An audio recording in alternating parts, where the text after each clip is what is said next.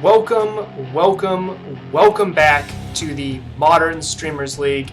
I am joined here tonight with Drake Sasser and Caleb Scherer, two players in the tournament, and I can't be happier. These are two of the best players in the world joining me for commentary tonight. Drake, how you doing? I'm doing excellent. Had a good day. Been playing a lot of Magic, especially in the MSL, and it's been a sweet tournament so far. Really enjoy this tournament format. A lot of interesting decisions to make with selecting your deck list and having open deck lists and stuff like that. I've really enjoyed this tournament format, and so I'm excited to watch some good Magic today. Sounds good. And Caleb, the Storm Master, how are you doing? Oh, doing excellent. Really excited to be here doing some commentary on this, and same with Drake. Just been really loving this kind of tournament format, especially with kind of the elimination of decks and being able to even duplicate some members submitting the same deck for multiple and stuff like that. So it's really cool. Yeah, Sodek was like, I definitely want Dredge. I'm going to bring 2 Dredge decks. I'm kind of surprised you, Caleb, didn't bring 3 Storm decks, but that would have been 2 on brand, I guess. Yeah, I wanted to give it a little bit of a difference, but still in the kind of the combo realm. So. Yeah. Which is your favorite out of the Storm Neo brand Dredge selection? Is it just clearly Storm, or is there a different favorite right now? As far as how stuff feels, Storm will always be kind of like that favorite. Can't really top it, but been actually really kind of liking the Neo brand as of late in the format a little bit. Kind of Neo brand, yeah, kind of reminds me of a lot of old days when I used to play Belcher and Vintage way back. Yeah, I actually played a little bit of Neo brand at one point. I really liked how face up it was. It was like, look, I'm just gonna try to kill you on turn 1. Like this is what I'm trying to do. Can you beat this? It's not. All you have to do is push a little hole in it, and the glass cannon blows itself up. But it is a sweet deck, and I understand why people don't like playing against it, but I actually have enjoyed some of the gameplay with decks like Neo brand as well. I think it's really good in the format right now because I think Modern's in a place where you either need value with your companions, need a deck that doesn't care about companions and generate value, kind of like an Amulet Titan or maybe even like a Dredge, or it needs to be a deck that just doesn't care about value at all, like Storm or Neobrand. So I think Neobrand is definitely in a good spot because if everyone is just playing a bunch of Mishra's Baubles and 5 mana companions, then it doesn't really matter if you're killing your opponent on turn 1 or turn 2. So definitely that makes a lot of sense to me. So the Modern Streamers League, this tournament is a triple elimination tournament where each player brings 3 deck lists, and after they lose a round, that deck list is eliminated and removed from the tournament. Tonight, we actually have 4 matches, which will be the first elimination rounds of the tournament. So the players that lose here tonight will have 0 decks left in the tournament, which means they unfortunately will hopefully be part of the 3rd Modern Streamers League, but they will not be able to win the 2nd Modern Streamers League. Sounds like there's a lot at stake. Exciting Magic. Oh, yeah. A lot at stake. Tonight we have Sodek against K-Ponce, Vizquiz against Francisco Paluchek, Fluffy Wolf 2 against KO Diamonds, and then Caleb against Dylan Hand. So lots of good Magic coming up on the Modern Streamers League, which is sponsored by Wizards of the Coast and Card Hoarder. I want to jump into the first match pretty quick, which is Sodek against K-Ponce. So in just a moment, we're going to have a quick break, which will show you the current tournament brackets, the current deck list available to each player, and then we'll jump into that Sodek against K-Ponce matchup. So we'll be back in just a minute.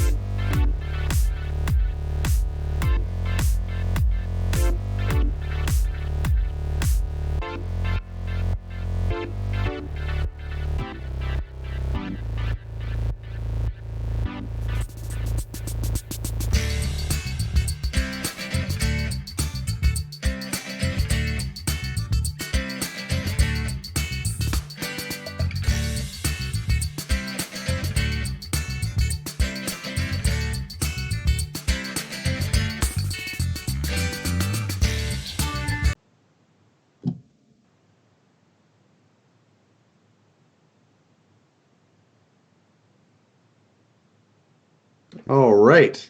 So it looks Oh, like we're going to be awesome. watching this from the side of Sodek, who is playing his kind of the deck he's known for, playing a little bit of the dredge action. Although we already see kind of a little bit of spice in the opening hand, Gemstone Caverns. Yeah, this is like I've noticed like it's like a new addition I think he added like recently. It's like been kind of popping up. It's sweet.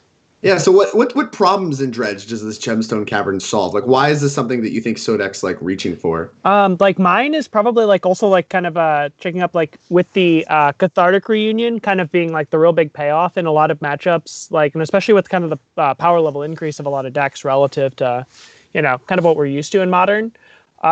With recent printings is that like you want a cathartic reunion one turn earlier than before. Like for instance, like this hand he'll be able to cathartic on 1 versus 2 when Sure. you're So on the like draw, with the which loss is of Faithless Looting, you're just like your turn one enablers suck a lot more, and so like you just exactly. want to be able to power out your powerful 2-mana enabler a turn faster. That makes a lot of sense. And as you can see, you have a few cards that aren't great to have in opening hands sometimes, and so pitching that Yeah, Narcomoeba is virtually free because that card's not really going to be worth a whole lot as this match goes on. So really like exactly. that. And we see from K-Ponce leading off on Dauntless Bodyguard. And that's a nice one alongside Luris. Like, not normally a card you'd think of as modern playable, but being able to protect Luris is actually a very attractive aspect. Yeah, and just like to rebuy, like you can like, if you want in your graveyard, like, if you have like that, like you'll give a creature indestructible, do that so you can kind of like just push in each turn. Yeah, exactly. And like drawing Narcomoeba, not really what Sodek was looking to draw here, but No. we still have a great turn dialed up. And oh, perfect. We hit some Stinkweed Imps, so we get to start Oh, dredging 5 immediately. Hit Narcomoeba, creep and chill. We're doing it. Sodek looks pretty pleased with himself in his turn there. oh yeah. It's just like, okay. Oh, yep. Oh, we're done. All done. And that's it. I got a lot of respect for K-Pods here. I feel very much the same way. Like you turn one Cathartic Me and hit 2 Stinkweeds. We're just done here. Let's move to sideboards. Mhm. So we're watching from the side of Sodek, and we're gonna watch Sodek prepare for whatever the graveyard hate that K-Ponce has access to is. Now, given that it's a white deck, I would expect Rest in Peace, but we don't actually know.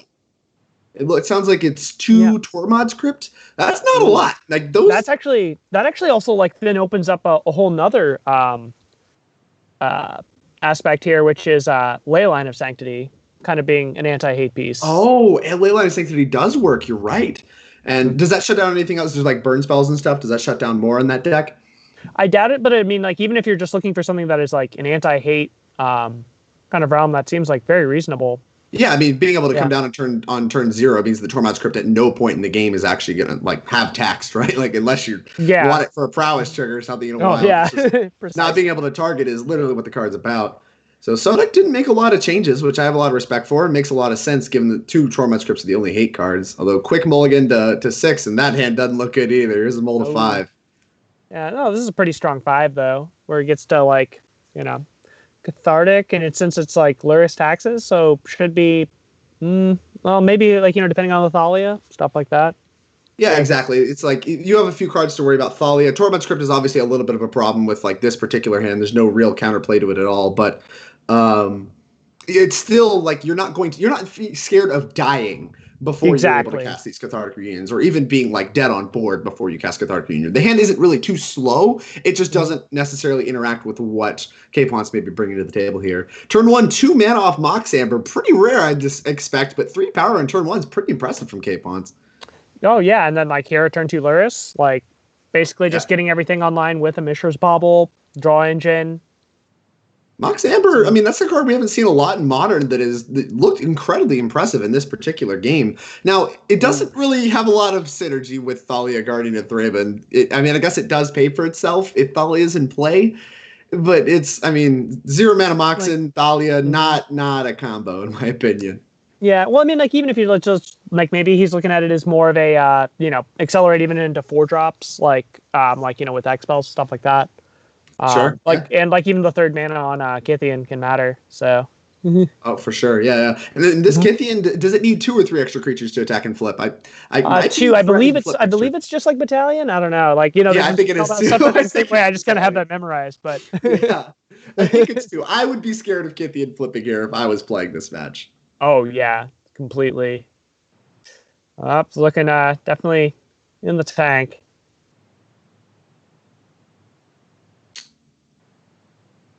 And so did we see Sodek? Oh yeah, Sodek can't cast the Cathartic here. It's interesting that we still didn't go for the haggle. I mean, I guess you could do it at instant speed, but I don't really know what doing it at instant speed buys you versus doing it in the main phase, right? Yeah, like I think here it's just to like see what else there is. Maybe, not sure. Yeah, because it was like if you hit like a Narcomoeba and a Prize Amalgam, for instance, you open yourself up. Even if you respond with like a Tormod's Crypt or something on the stack, you still open yourself up to losing that Prize Amalgam. I guess I don't really know. I mean, you're hiding some information, but it seems like we're also maybe losing on some equity if your opponent has anything that matters or can interact with it in any way. Yeah, agreed.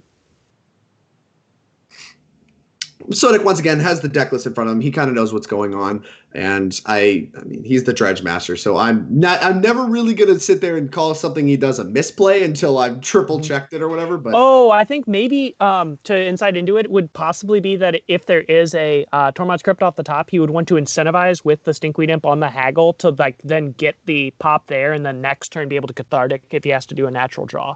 That might have been sure. at the level. Yeah, I mean that's smart. That would make a lot of sense, and that would line up with the big brain plays I would expect from the Dredge Master himself. Yeah. So we see a Leonin Arbiter come down. Does make it harder. It did Sodic take a draw there? Where did this blood in hand come from? Yeah, natural draw.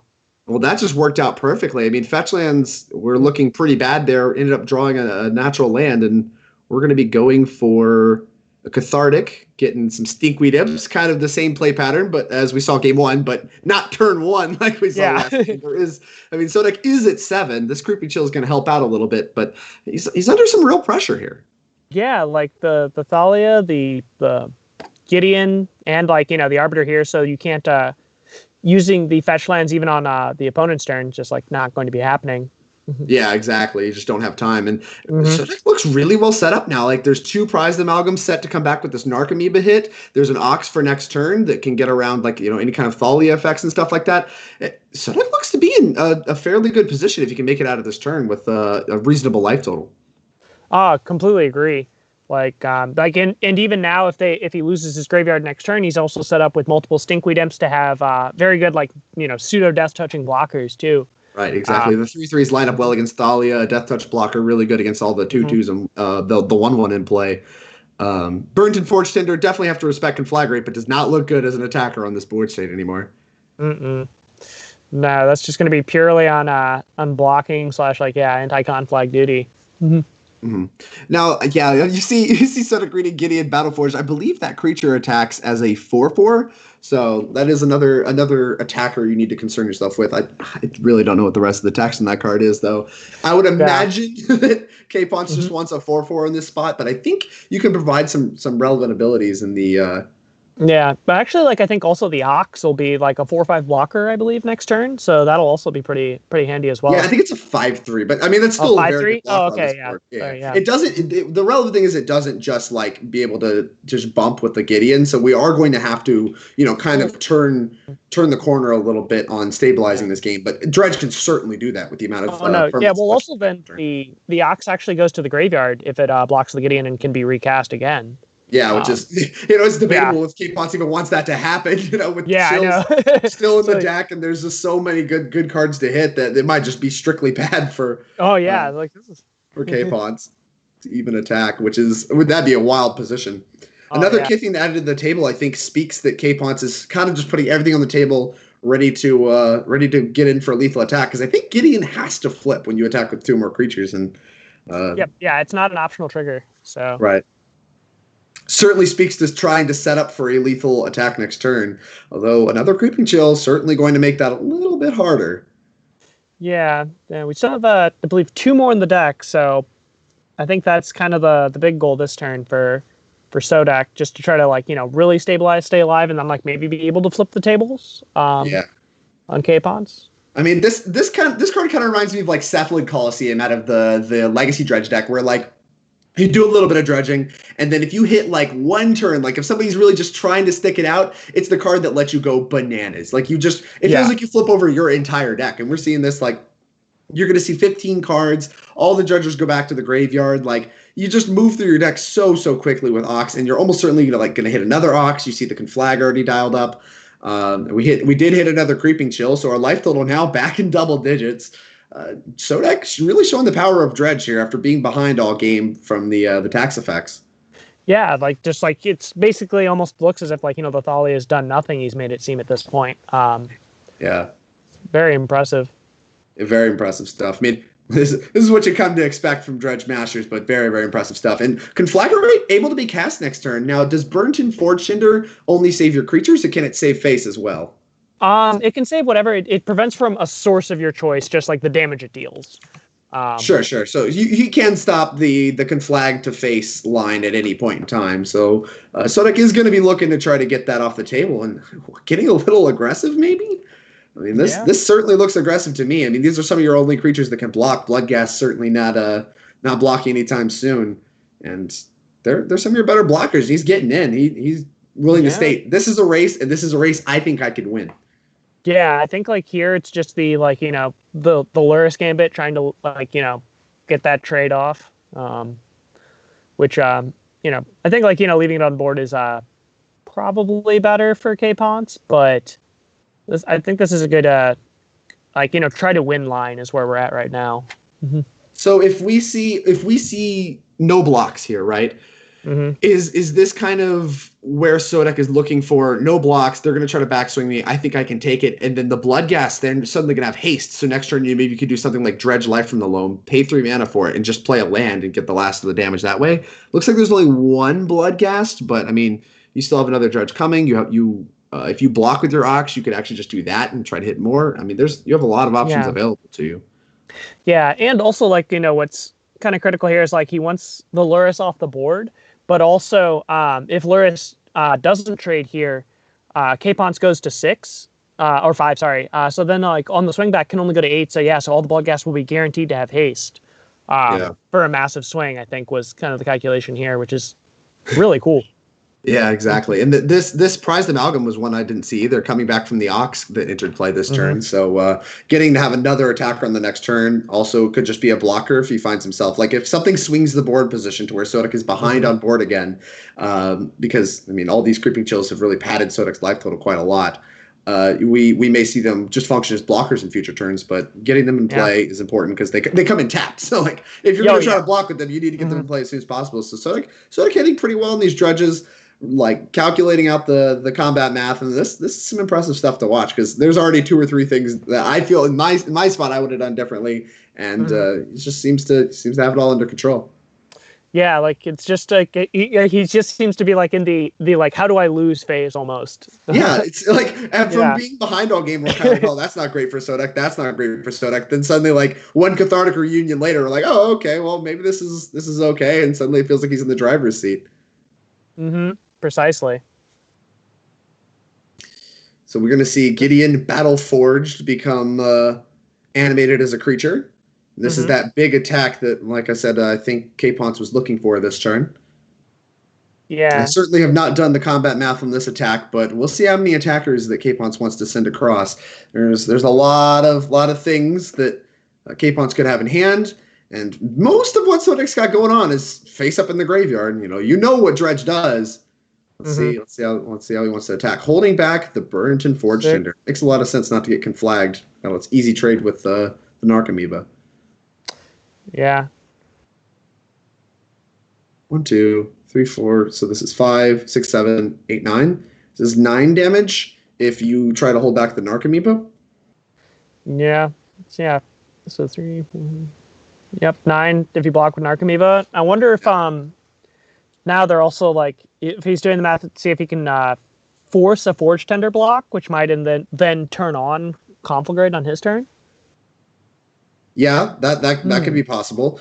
I mean, it's an easy block on the Ox if the Ox stays alive. So I imagine we're going to see the Ox jump in front of something here. Yeah. Something that kills it specifically. I think Lurrus is among the best blocks because, I mean, anything else you try to block, get off the table, K-Ponce can just recast as a blocker again.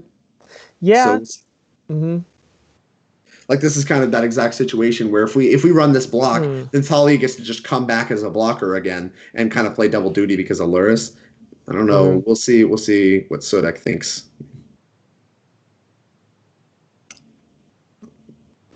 Okay. Maybe, yeah, you can't give Kithian Indestructible and bring back Thalia with the current mana you're showing on board. So that may be what Sodek's thinking about here. A lot of math to do here. This is one of the things that scares me. People talk about complicated decks like Storm and like Amulet and stuff like that, but the base loop for those decks is often pretty repetitive. Once you get it down the first time, you can do it a lot of the times with some slight variation. This is the kind of stuff that I think makes Dredge actually a very skill-intensive deck. People are like, oh yeah, just dredge the stuff and put your triggers in the stack. It's easy. It's like, that's just not true. Like here, you're doing a bunch of combat math like you did with any kind of aggressive creature kind of strategy, but you also have even more angles going on that aren't even on the table. You know, like we're talking like can flag out of the graveyard, whether or not to take natural draw steps or dredge. Like there's so much like micro decisions when it comes to dredge. I certainly see why you're attracted to it. It's like you're a combo deck in the graveyard and then like a limited deck on the battlefield. It's great. You're a limited deck that puts an unreasonable amount of limited creatures into play.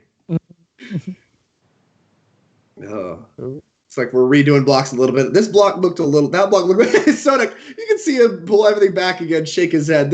He can tell this block here is what's going to determine the outcome of the game. Very, very critical how this block lines up. 3 life coming for K-Ponce with this Luris for sure. We still got a Bird Forged to worry about. Ooh, I think maybe he's also thinking about like what you mentioned with the Indestructible for Kithian. So if you block the Ox here on the Thalia and the Narcomoeba on the Kithian, then if the Kithian gains Indestructible to be able to goad in a creature, the Thalia can't be recast currently. Yeah, exactly. Well, from what we know, I don't believe that K-Bonds has played a land yet, which I think that's what I was just exactly. Yeah. So that could also be a concern. It's such a blowout if K-Ponce is holding on a land. I mean, that actually also gives K-Ponce a wider range of cards in hand that can matter, right? Because like another creature matters, whereas also like a land now matters because it's pretty good against what you have drawn up. And I like the way Sodek eventually blocked. Yeah. I think getting 2 creatures off the battlefield feels like it makes a lot of sense. You can only recast one, and the other one's kind of becoming a planeswalker that can't block at the moment. So really like that. Although that Ghost Quarter, oh wow, that Ghost Quarter was huge. Yeah, that was massive. Shutting off the second red source still can't. I mean, there's no Thalia left, but you can't cast Loam. It's also your second red source and your only green source. Sodek needs to draw a land as the draw step here, or he's gonna be in a lot of trouble. I mean, I don't know if he can afford dredge and just try to hit the last chill. I don't know if that's lethal. Yeah, no, because I believe the Ox was goaded because Gideon's uptick. Gideon's uptick. Did that not untap Luris? What does Gideon's Battleforge uptick do exactly? Do you know? Or did uptick? No, gave Indestructible to Luris. No, yep, you are correct. An Indestructible life-linking blocker.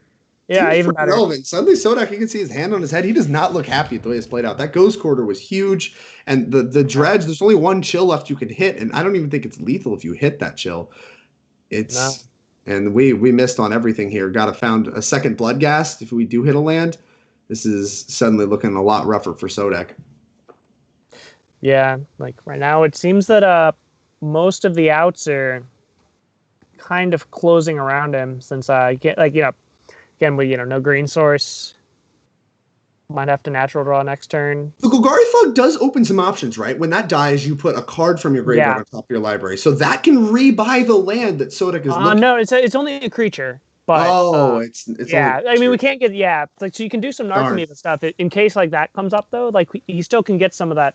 Some value. Yeah, we can still replace itself with like a Narcomoeba on the next. Yeah, and it is a force. Not as busted as grabbing the land. I'm sorry, I don't know what the dredge creature's plan B mode is. It's like it does something great. I was like, normally I don't want to block it. Like normally I remember dredge players casting this, and I don't usually want to block it. But that's usually for the dredge. I don't usually remember what goes on with that. All right.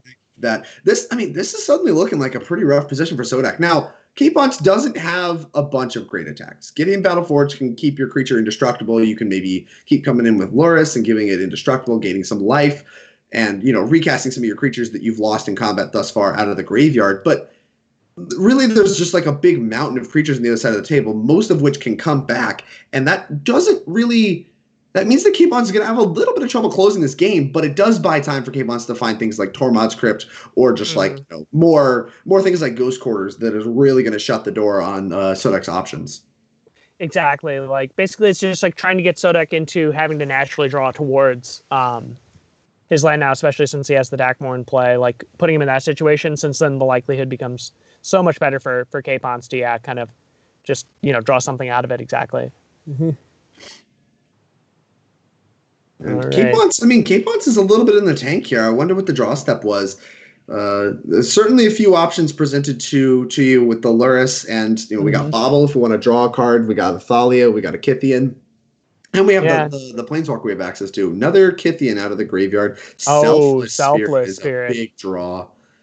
And a Thalia out of hand. Okay, that's a lot of power added to the board, and Selfless Spirit can be recast every turn because of the Lurrus. So suddenly the attacks for Capons look a lot better. I was just talking about how you're going to lose a lot of your board. You start cracking in, but Selfless Spirit lets you just literally turn everything sideways every turn if you want to, and just crack that Selfless Spirit. You're never going to lose your board. Just keeps coming back. Exactly. Yeah, and then at this point, even if we look at it as Sodek's, when he hits that Creeping Chill eventually, there's only seven life maximum that he can be at. Both life totals are pretty low, but not low enough that chill opens up anything for Sodek, and that little life bump you're going to get from it certainly doesn't represent a whole lot either. We're going to see what Sodek thinks on taking a natural draw. I think he's doing the count on number of lands in his deck, which he just did. And based on that expression, I can't imagine there's many left. Looks like there's how many cards in deck? I guess we can't see the number of cards in deck, but it looks like there's 29 cards in exile, or 11 in exile, 29 in the graveyard. They took a dredge. Took a dredge, hit the last chill. That's 5 points. And we have another Golgari Thug we can add to the table. Can't tell if we hit a land off that dredge. Is it the top 4 cards? Because if so, we hit 2 lands. But I don't think it is. Yeah, we hit 2 lands, the Ox, and because the Blossom was the top card right before. So, I mean, I said, I still think Sodek's going to have to hit a land at some point to close this game. I don't think we can keep playing these draft creatures and hoping they accomplish something. So, like I said, that can't actually be that great for Sodek to have milled over 2 lands because he really needs to draw another one, even if nothing else, just to get these blood gases back into play. Yeah, I think that's his probable most likely path to victory, just getting in that hopefully 8 power. It has haste. I think that might be why he constantly keeps trying to hit the Creeping Chill, just keeping the Lurrus hit off the table of turning off the Bloodghast haste. Oh, Sodek was looking to see if Capons would make a mistake here with the attack, but Capons willing to say, I'm just going to attack Selfless Spirit until you die. I'm going to hold everything else back, and I can recast this Burnt and Forged Tender. You're just never getting this Lurrus off the table, and Sodek packs it in. That was a really interesting game. I have not seen very many games where Dredge loses, despite being able to do basically everything they wanted. They got to Dredge the whole game and never was hit with Graveyard Hate. That was a really, really interesting game to watch play out. Yeah, that was and really it was just that Thalia slowdown. I think that one critical turn for Capons to grab that foothold, and then the one Burnt and Forged Tender to kind of shut the door on. To shut the door on the Conflag, which normally that's how Dredge beats you. It's if you let Dredge do its thing, even if you lock down the board, they're going to beat you with burn. They have 12 points in free burn, and then they have 2 Conflags, as you can see here, to just really, really shoot you out of the game. But you can lock down the Conflags, and you can lock down the board. Then 12 points of burn isn't lethal. So we have a game 3 out of that. Yeah, no, so this will be pretty cool, and it's also really cool to see his sideboarding technique for this. Basically, almost 0. Actually, is it? Oh yeah, just the one Caverns coming out. Caverns coming out on the play. I like that a lot. When you're back on the play for game 3, just boarding the Caverns out because the colorless land just ain't it. Big fan of that. A little bit of the Merchant of the Veils also out. I think Sodek more interested in the Cathartic Reunion draws. Yeah, exactly, and just with no real, I guess, quote unquote, respect for the Tormod's Crypt. So I think that just assuming he can brute force through Pinpoint Hate. Exactly. Really cool. Sodek kind of has face in hands here because first one was a mulligan, and he's seriously considering that no-lander. We picked up a far better hand here, though. I think this is a bunch of lands cathartic. 4. Oh yeah. Yeah, this is a 4. I mean, one dredger. I mean, Deckmore Salvage, not the best dredger, but we have a dredger and a cathartic. Like, I don't think you can ask for that much better 4s. Like, this No. certainly plays the dredge game on a mold of 4. But if Capons has any form of interaction here, I think Sodek's going to be in a lot of trouble. Uh, yeah, definitely agree. So we just need a nice stinkweed imp off the top. Be good to go. Oh, and here we see Mox Ah. Amber on turn 1. Are we going to see 2 1-drops again? There's a Kithian. Do we have another There's 1-drop? one of them. Another? Huh? Or do we have Capons, two Capons one still drops to thinking. choose from? Oh wow. Yeah. I wonder what Capons has. The Tormod's crypt. Oh Oh no. no. And Sodek, yeah, face and hands Ah. once again. It shrugs. What can you do? If they Yeah. both Oh, Tormod's wow. crypts, and Sodek does not want to play this game. I have a lot of respect. The Dredge player knows when they're Fair. beat. They know when they're beat. Look, I might even be able to beat one. You put a second Tormod's Crypt into play. Like, I'm just not beating that with 4 cards. And you put a creature into play on turn 1, 2 pieces of Graveyard Hate. Like, okay, all right, you got it. This happens. This is the fail rate on Dredge. I'll move to next match. Fair. That's kind of the fail rate at any deck. I mull to 4 and you have a hate card against me. Whatever that hate card is, I mull to 4 and with Tarmogoyf and you have a fatal push. I mull to 4 Yeah. with 1 lava spike in my hand and you drop a kitchen finks or a burnt board or something. I mean, there's a fail rate Land in of every deck Sanctity in or a mull to something. 4. Exactly. You're just like, oh, okay, we'll move along with things. Yeah. This was not a game that was in the cards for me to win. That's just magic. That's just magic. Unfortunately, Sodek, that was his last deck, the first to be eliminated from the Modern Streamers League Triple Elimination Tournament. Dredge, and Amulet Titan were his decks. Yikes.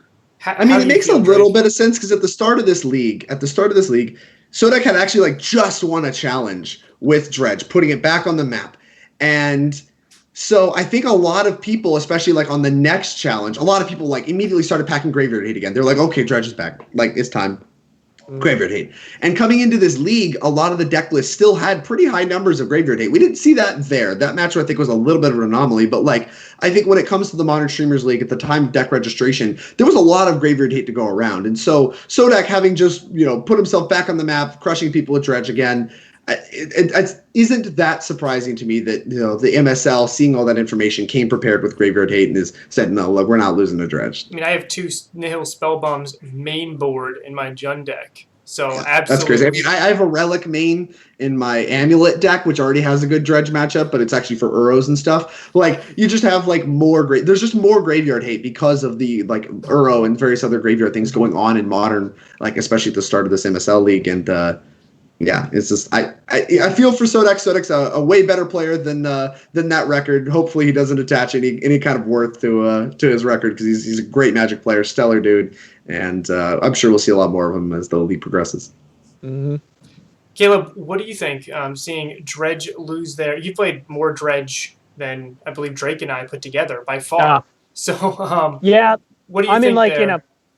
I completely agree with the assessment with he put Dredge way back on the map. I think he won a challenge and also top 8'd won the next week as well. Mm-hmm. Kind of funny thing is that all of us in the Storm community are kind of feeling that wrath as well with all the main deck Graveyard Hate. We're all kind of in this oh no, it's Hogak summer, quote unquote, in our world, as far as what you have to battle through. So but again, everyone's kind of okay, if I have an excuse to put some Graveyard Hate in my board, I'm going to do so. So especially with Luris, with Uro, there's just been non-stop good, even mid-range Graveyard Hate cards. So I'm sure there's some players that are justifying a card like Nihil Spellbomb being oh, well, it also is good against Uro and Luris, and it's good. It's just got incidental value against the mid-range decks of the format, let alone how it completely hoses graveyard-centric decks like Dredge and Storm. So yeah. Everyone gets to cast Emery now, so they're learning all those sweet things that all the Urza players did. Why? So good. I like Emery a lot, and I just didn't like how it was artifact only. And then I've always loved Renegade Rallier, and I loved Renegade Rallier buying back Tarmogoyf and even just random stuff like Mishra's Bauble. Luris Luris makes Renegade Rallier look like a terrible card, and we're going to see some Renegade Rallier later in the next match, Francisco is running Renegade Rallier. In a Luris world, we are going to see an Astral Ren deck next match with Vizquiz against Francisco Palachek. So, My God. This is going to So be much Battlecruiser magic. I'm here for it. Renegade Rallier. Can it win a modern match? We will find out in just a minute.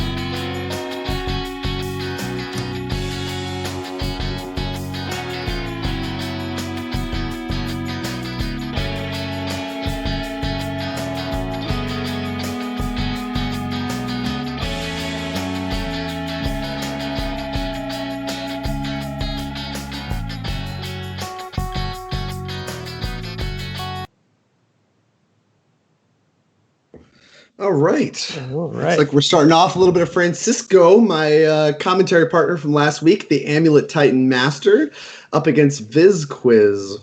We'll see what companions these players are on. Get a little bit insight into their deck lists. A Yorion on the other side of the table. And we're looking at a hand of 5 lands, Huntmaster, Renegade Rallier, and we kept. This is a definitely wanting to play the Drago land. I mean, I understand that we're in this grindy matchup, but man, what a statement you have to make to say, look, I'm not going to do anything until turn 3, and it's not going to matter. The first thing I'm going to do on turn 3 is I'm going to put a 3-2 into play that's going to be a 2-for-1, and that's my plan. I think that really makes a statement from where Francisco sees this matchup going. And Astrolabe on turn 1 certainly doesn't get Vizquiz any closer to killing Francisco, so his strategy of do nothing, get 2-for-1s, make sure I hit my land drops appears to be working out nicely, and fill out the curve just like that. Just cycle. Yeah, just everything cantrips. Everything's a 2-for-1. If you count an 0-4 as an actual card, everything's a 2-for-1. Mm-hmm. All right, we'll see what the Yorion deck gets going here on turn 2. I'd imagine it's also probably going to be something that cantrips. Yeah. Although, if we're talking about how this matchup's going to play out, and we're looking at one side of the table has a companion that flickers, all of the, although that card doesn't draw cards. I got. But we're talking about a 5-mana card that Vizquiz has access to that will flicker all the cards, things like Astrolabes, get a bunch of value. How do you see that lining up against this deck that's just trying to have 2-for-1s built into all of their cards? Because Vizquiz is already up a card in the form of Yorion, and then Yorion itself is designed to come down and draw a bunch of cards. That's what the deck's designed to do. Do you think Francisco is actually going to be able to keep up, even keeping a hand like this?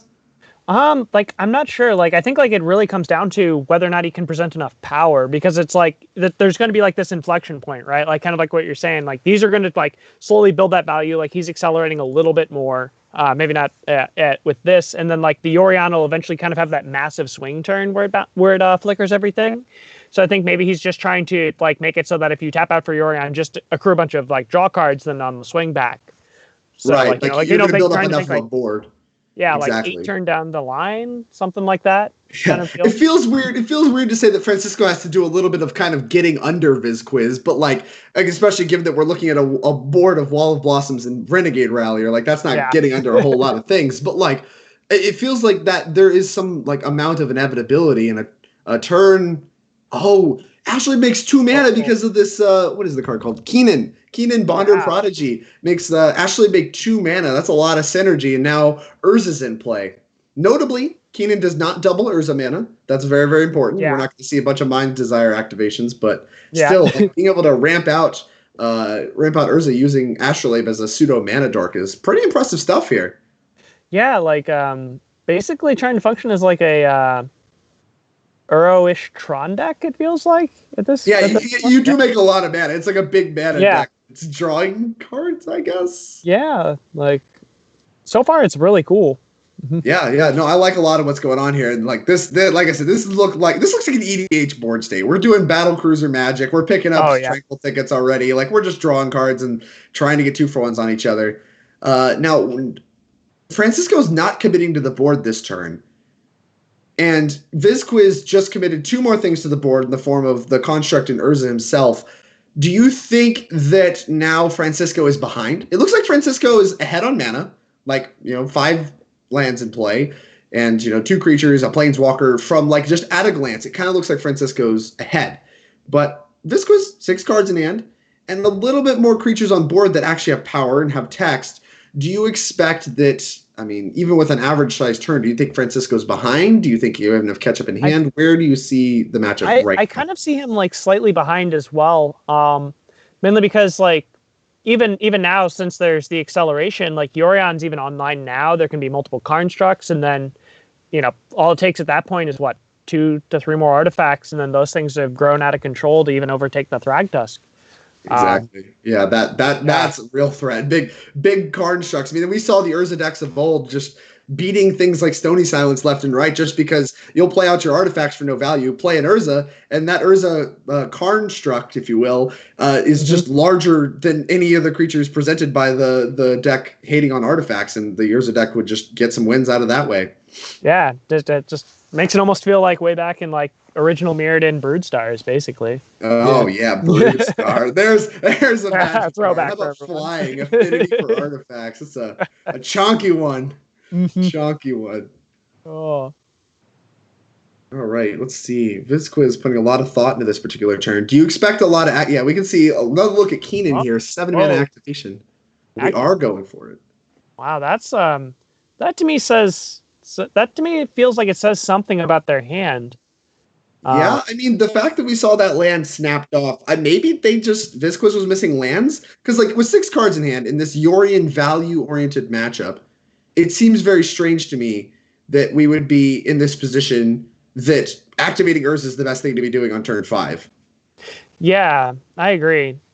Like, yeah, I think you're right, though. Like, definitely the land, because the 5 mana here that we technically have, like, without tapping the Construct, with activating the Astrolabe, cast Yorion. So that might have been the goal. Mm-hmm. Yeah, I could see that. And here we see an Astral Drift added to play, a card from Modern Horizons that was supposed to be like Astral Slide. It looks like it's actually going to be incredibly impressive here. I mean, we're looking at Tranquil Thicket every single turn for a flicker. Right, the Astral Drift. Those Constructs are never going to live. Oh yeah, we can just take care of Constructs. We can flicker things like Thragtusk and Renegade Rallier and all that stuff. This is Onslaught block constructed all over again. Caleb's taken back. Unfortunately, I never got to experience that, but I heard it was a good time. Yes, this definitely makes me feel all young and spry again. But yeah, no, this is like and just doing like that, like the Tranquil Thicket every turn. It's like the E-Witness loops. That's impressive stuff. Yeah, that's incredible. And I really like the discipline here. Instead of going for any kind of value from your own cards, taking out that Construct really quickly denies Vizquiz a little bit of mana, makes that land that they hit off that Mind's Desire activation The Urza activation made that land matter a little bit less because we're denying them both a mana and an attacker. And now Francisco, with the addition of an Astral Drift to play, suddenly looks in a pretty commanding position. Yeah, that like basically just shifted it all around because like Vasquez, like, was basically, okay, cool. I'm going to become the aggro and start like pumping out the threats. And this just kind of shuts that down, right? Like, completely cold. I wonder how many other cyclers are in this deck outside of the Astral Drifts themselves and the Tranquil Thickets. I don't know how much this comes together. I think there's like some more cycling lands, like there's 6 or 7 from what I've seen out of the deck. So pretty high density. Oop. Whoop. And here we're going to see a flicker effect from Vizquiz as well. Here comes Yorion. Draw a card, make another Construct. Now, the Construct not going to stick around too long if Astral Drift has anything to say about it. But, I mean, even just getting another body into play that's pretty bad to actually Astral Drift and drawing another card just may be what Vizquiz needs. Like I said, 6 cards in hand. It's really, really looking like there's not a whole lot of action on the other side of the table. Francisco's got to be pretty happy to see a Yorion this early for this little value.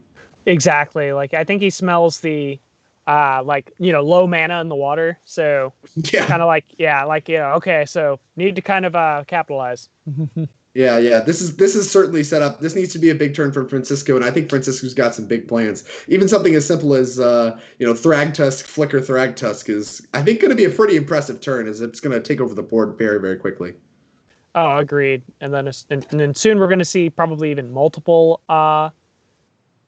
regrowths from Renegade Rallier getting blinked in a few turns as well once we stabilize. Oh, yeah.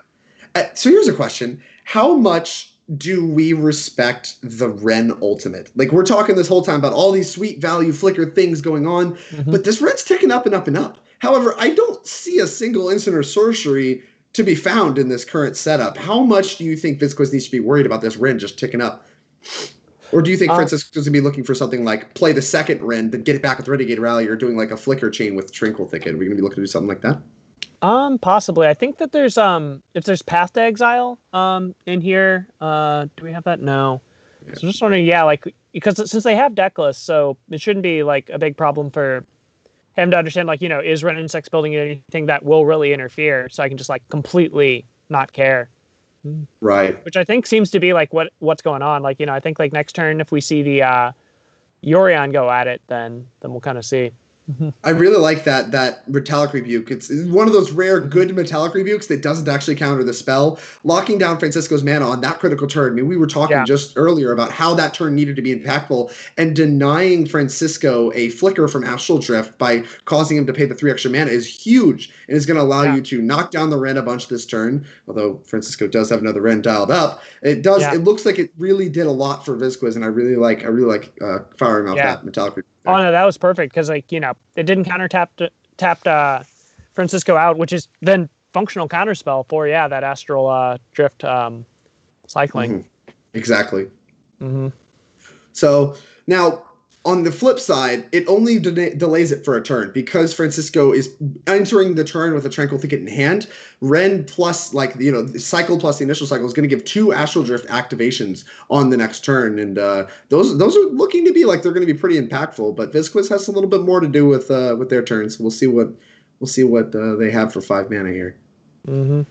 5 cards in hand and another Mind's Desire is where we're at. All right, I got it. Added. Was a good hit. I mean, putting the relevant creature in the graveyard, looking at another card, potentially making another land drop. Yeah, no. Definitely seems on the upper end. All right, so we'll see what's drawn off that. And then the board state's getting a little clogged up here. Are we anywhere close to any kind of reasonable attacks on Francisco's side, or are we just gonna try to go, I guess, infinite? It's not really an infinite combo, but we're going to flicker a Thragtusk a few times and try to go off with these 3/3s. I think maybe the idea will be to kill them with Huntmaster, because we'll just be on the no casting of spells, flicker it, and then hit them with the deal damage trigger. Sure. Yeah. Flipping the Huntmaster back and forth seems pretty attractive. Yeah. That's actually a cute trick where you can flip it every turn just by cycling the thing. That's really, really cute. Yeah. But a lot of players have a lot of cards in hand, and we're pretty far away from that. So I imagine we're gonna need to buckle in for the long haul here while we see who can get a little more incremental value over the other. I was talking earlier about how I thought Francisco's behind, like all these cards just trying to get 2-for-1s out of the cards themselves, not actually presenting like any kind of companion to offer an extra card, and especially a companion like Yorion that gets huge amounts of value the turn it enters play.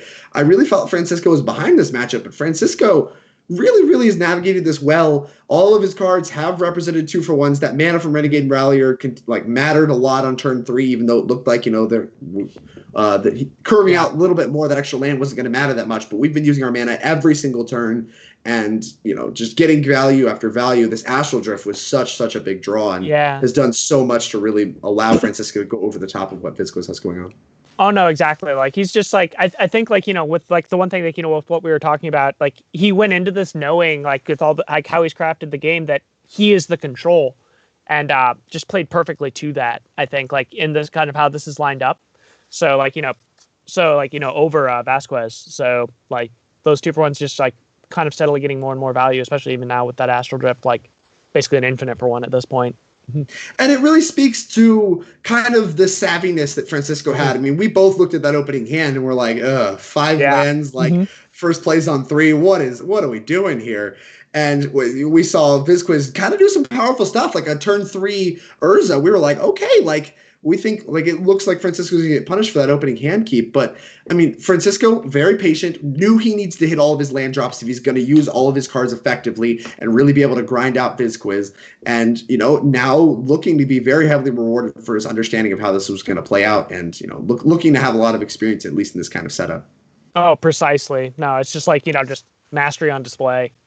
Oh, yeah. And here we are, like, Vizquez, still no good options. Jamming this Emery into a Scavenging Ooze is never really what you want to be doing. There's plenty of excess green mana on Francisco's side of the board, and Emery doesn't really change the dynamic of this board state at all. No, not at all.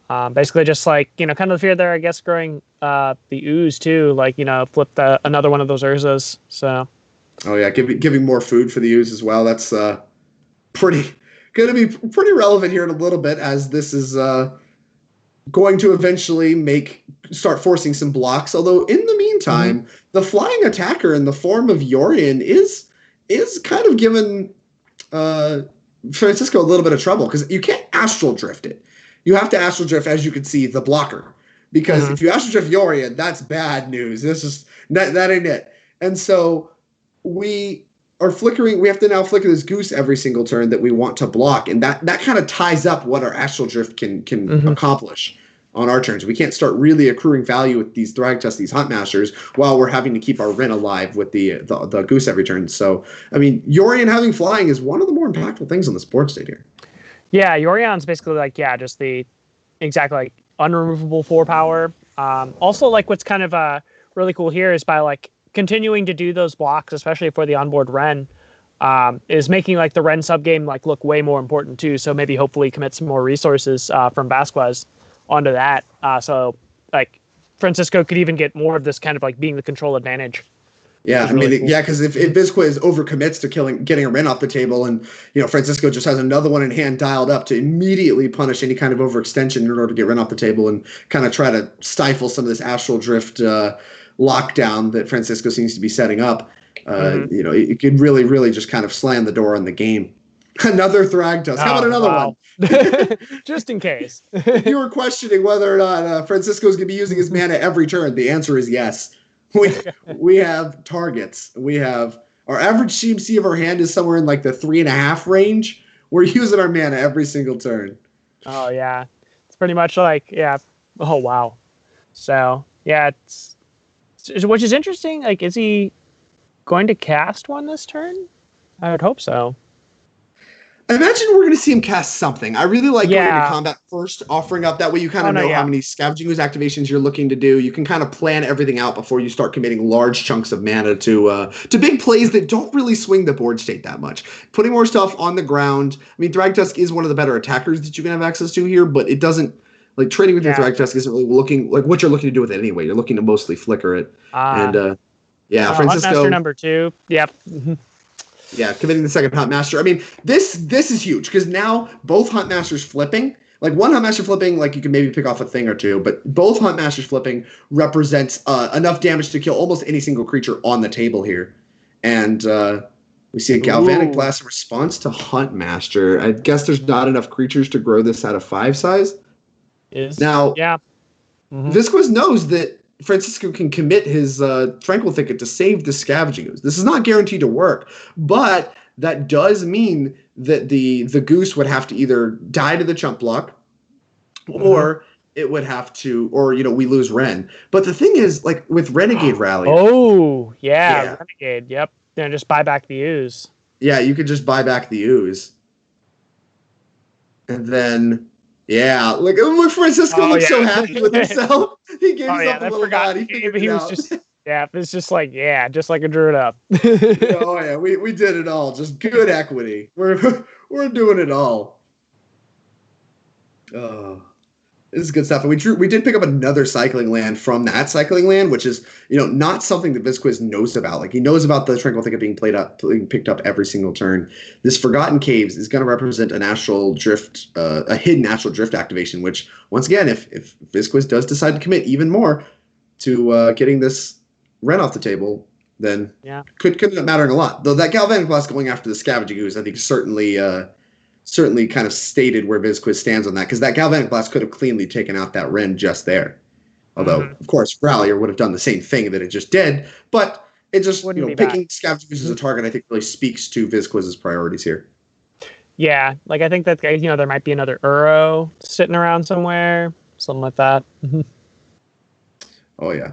Mox Amber added to the table does grow any potential future constructs, but Astral Drift is still the biggest problem on the table. I'm sure Visquez looking to have any kind of answer to kind of shut down that Astral Drift, and if there is none on the list, they're going to have to find a way to overpower this Astral Drift. And right now, it looks like the door is closing, faster and faster with each turn. Francisco getting more on the table, gaining more advantages, using more of his mana efficiently. Things are just coming up Francisco here every single turn. No, I agree. Like he's just, it's basically just, kind of, he almost seems to be like, how do I lose this phase? Because it's just like everything's still kind of like on the right trajectory for him. And there's no shortage of mana from Visquez's side. We see another Astrolabe picked up, which represents 2 mana still with the Keenan in play. A lot of mana that Visquez has access to, but, it still doesn't. Like if all of Visquez's cards are invalidated by this Astral Drift synergy, then it doesn't matter how much mana you have. Like there's no draw steps that are really going to get you out of this. Kind of reminds me of like the Oko squeezes, where it's like you can have as much mana as you want, you can do everything you want, but no matter what you play, it's going to get helped, and it's just not going to have a text box. Yeah, precisely. Like it's like Visquez, it's like at this point, it almost feels like he needs to go like over the top with like, it's like, you're ramping into like an Ulamog to cast or something, right, not in particular, but, just something. It's like, that's just like, game over. Yeah. It's like invalidate. Yeah. Put some kind of, you need something huge to get you out of this. Cause I mean, this synergy is really, really, taking a full hold and as allowing Francisco to very efficiently use his mana to get value every single turn, and just another cycling land picked up, representing another Astral Drift flicker is just. I think we're almost at the point where this is just too much for Visquez to handle. Even with 2 extra cards gotten off of the activations from Urza, it's just nowhere near enough to keep up with the value train from Francisco's side. Oh no, precisely. Like, at this point, like.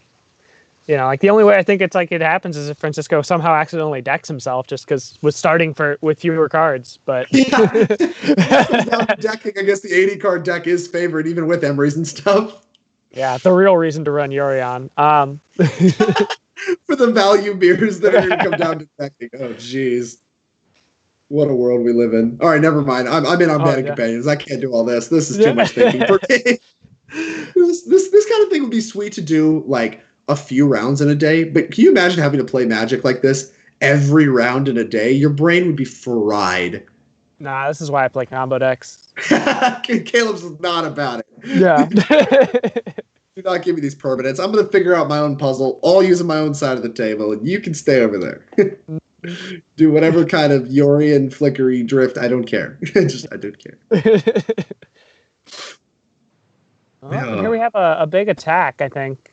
Yeah, just the fact we've started attacking really shows that Francisco feels really good about his position. There's a lot of blocks available to Vizquiz, but not a lot of good blocks.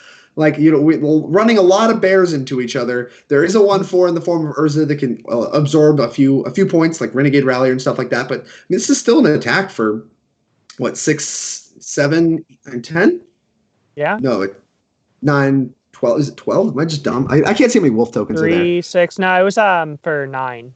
Yeah, it was 9. I couldn't tell how many wolves there were. Yeah. So, I mean, a hit for 9 puts Vizquiz down to 6, and suddenly we're in like range. Look, these Huntmasters are about to flip, and this is exactly what you were talking about. The Flicker Huntmaster plan is now completely live to kill Vizquiz in a single turn cycle. Yeah, and like how convenient that it also can kill there and also kill the golden or the goose on the other side. So. The goose is going to be an important way of staying alive a little bit longer. Once again, not really helping Vizquiz get out of this hole that they're in, but will allow them to pad their life to a little bit and drag the game on a little longer. So certainly something that I think Francisco's looking to take out. Yeah. Yeah. The other target. Go ahead. Oh no, yeah, like with the 3 food tokens already out, so like where we're at with the 4 damage in it too, like virtual 11. So. Yeah, and just still like, kind of like going to be insane. Like next turn, it might even be that Ren starts ticking down. Yeah, I mean, we could even see a flicker on Yorion because it's the only good blocker in a complete alpha strike from Francisco, just because the value off Yorion is far from mattering at this point in time. And we're just looking to get Vizquiz dead, and that way we don't die to clock, because clock still matters in these matches too. Yeah, plus with the Flicker of the Yorion, because both are delay triggers until the next end step, it actually, like, you get that 1 turn window where you get a free roll on that as long as you can alpha strike through the next turn. Yeah, as long as it's lethal, it just doesn't. Yeah. It's not an instant flicker. It's a delay trigger, like you said. So we got 2 flickers. We'll see what Francis. Oh, yeah. Vizquiz saves him the thinking. 2 flickers, not enough. That was an impressive showing, specifically from Astral Drift. I was not impressed with what Francisco had going on until Astral Drift entered the equation, literally blew the board open, and Francisco was just a snowball from there. Yeah, like, just, wow.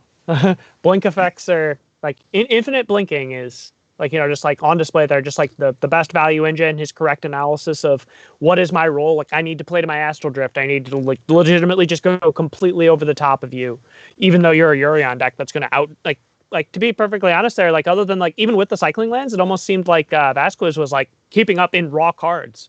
With him, if not slightly above.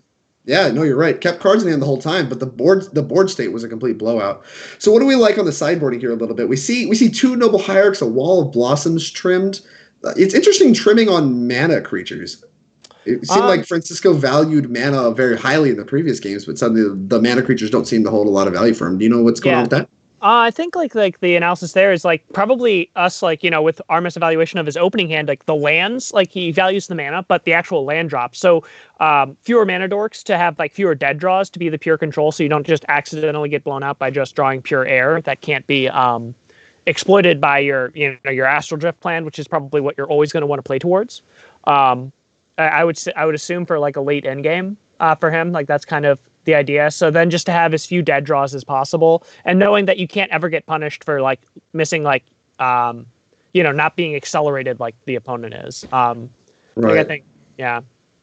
I mean, yeah, we definitely saw that like the acceleration itself didn't clearly matter. Like the game 1 hand keep really seemed to kind of illustrate that Francisco in his position is not super interested in ramping things out. He's interested in just getting good permanent mana into play and playing the long haul. And with as many cycling lands as he has access to, he actually probably has a lot of control on exactly how many land drops he decides to hit. And we see that in this opening hand here. It's like he has the option on how many land drops he wants to make in this game. Yeah. I think his list has roughly 28 lands, somewhere around there. Like, kind of very similar to the old Astral Slide deck. So, like, kind of like a cool thing there, to relate back to the olden days. Like, you get that kind of really bringing you back. Yeah, like it's like when that was recently discovered, the ability to just like play 28 to 30 lands in a deck and like be able to control that in a sense. Seeing that fully on display in the new era as well. Yeah, that's impressive stuff. And we do see a bird in opening hand, and this hand was a keep. is the turn one bird can't really power anything out. How relevant do you think it is to how relevant do you think it's going to be to this game that Francisco has two of his lands that intertapped and then has like a turn one bird? Like, is that bird going to help him keep up, or are we still like? It doesn't really matter that much that he has tap lands because he doesn't mind not doing things for 4 or 5 turns. Like, it's very interesting to me that dichotomy between mana accelerants and tap lands. For me personally, I think like what's actually kind of cool is how this bird I think actually perfectly kind of works this out in that you get that turn 1 Ren or turn 2 Ren, sorry, off of this, because like otherwise, like color wise, it'd be you'd have to commit the Forgotten Cave to the board. So this way you get the maximum amount of not committing your cycle lands already to the board, so you don't get used to them later with the Ren. So this quiz using the old idiom of bolt the bird. That bird's not going to make it to untap, and we're going to pick up another tap land here. Francisco interested in firing off a cycle real quick. I don't think he really wants to put these cycling lands into play. I mean, based on how important they looked from last game, I definitely don't blame him, but ends up missing on that, and we're going to have to put a tap land into play. Francisco's hand looking to pan out a lot worse with the loss of that bird. Yeah, agreed. Especially also with like, that loss of basically that plus the opponent having a Gilded Goose there, like Vasquez really being able to use that now, and also, wow, even more acceleration. Yes, this is a lot of mana from Vasquez's side, and I mean, we can see a pretty quick Urza, we can see quick Yorians, and Francisco doesn't seem to have the same kind of power on the board, or at least good blockers for this Ren to kind of sit behind and allow himself to build up that advantage to where if he does draw the Astral Drift, I'm sorry, I'm about to say slide.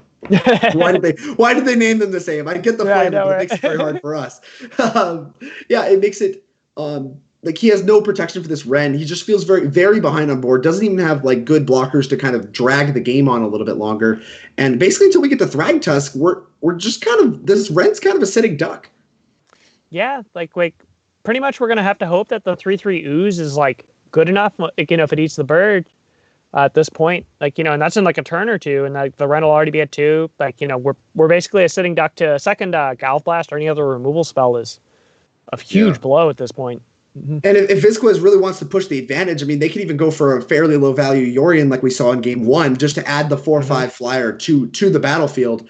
And I think that in this game, this texture of this game is completely different, and is it may actually be enough on this board state.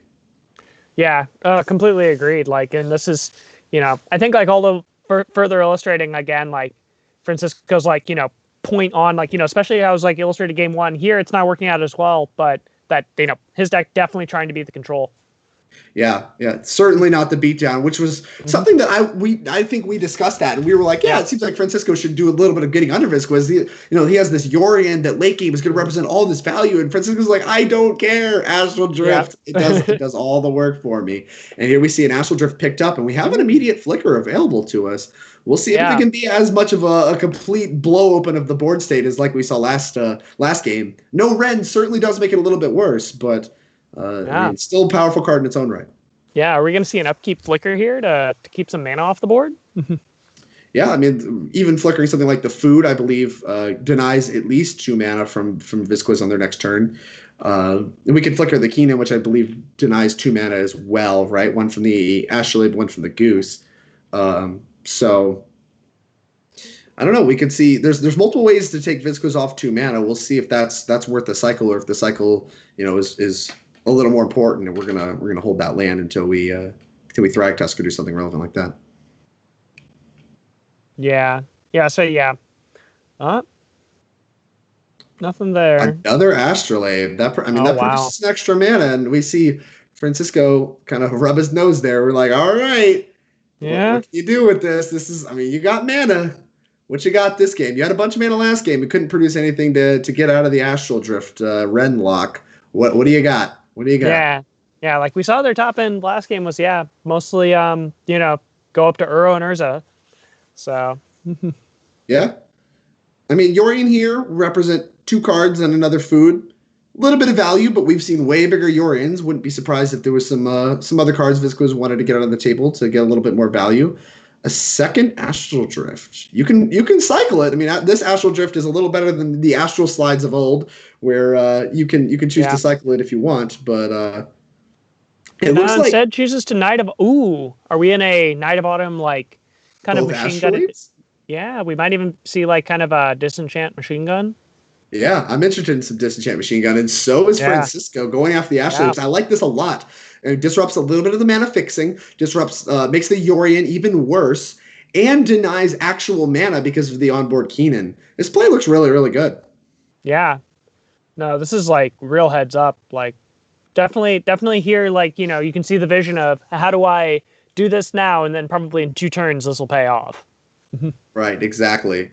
And I mean, certainly this is going to help. This is one of those ways we talk about players playing from behind. You play Magic very differently when you're behind than you do when you're ahead. When you're ahead, you often look to push advantages and, you know, just kind of close all the doors that your opponent has to catch up. This is a very heads up play for playing from behind. You're denying mana from your opponent. You're denying mana fixing. You're just trying to disrupt them a little bit from adding anything else to the board, and that way you can eventually catch up. It doesn't really, you know, it doesn't put anything big, flashy into play. You're blowing up astrolabes, but it's like kind of how Francisco is going to get himself back into this game, even though it doesn't look like it's the most relevant thing on the battlefield. It's a really heads up play, like you said, to get himself back in this game.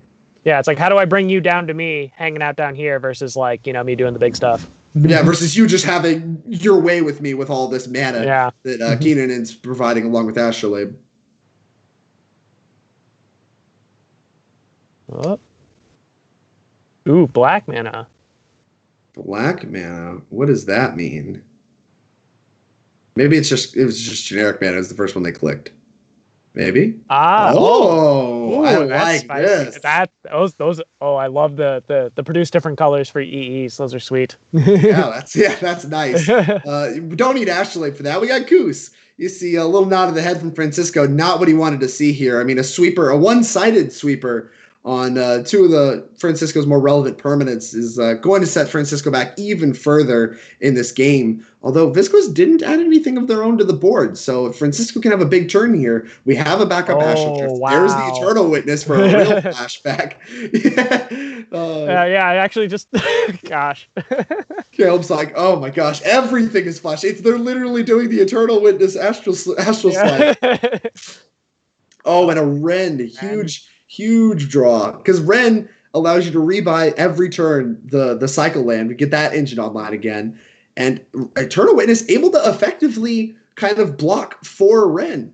Yeah, and also like blocks for Ren, and kind of like here we see another payoff of that Night of Autumn play of killing the Astrolabes. There is no Metalcraft for a Galvblast to get it off the board. Yeah, and there's no red mana either. So even if Viscos wants to reach for something like making a food for Metalcraft, they still need to find red mana because those Astrolabes are off the table. And you were talking about a turn or 2 from now, it's really going to pay off blowing up those Astrolabes, and we're really seeing the fruits of that right here. Yeah, Francisco is just like, you know, and like you even saw this. This is through like an EE for 3 that just blew up the whole board. yeah, literally just got swept.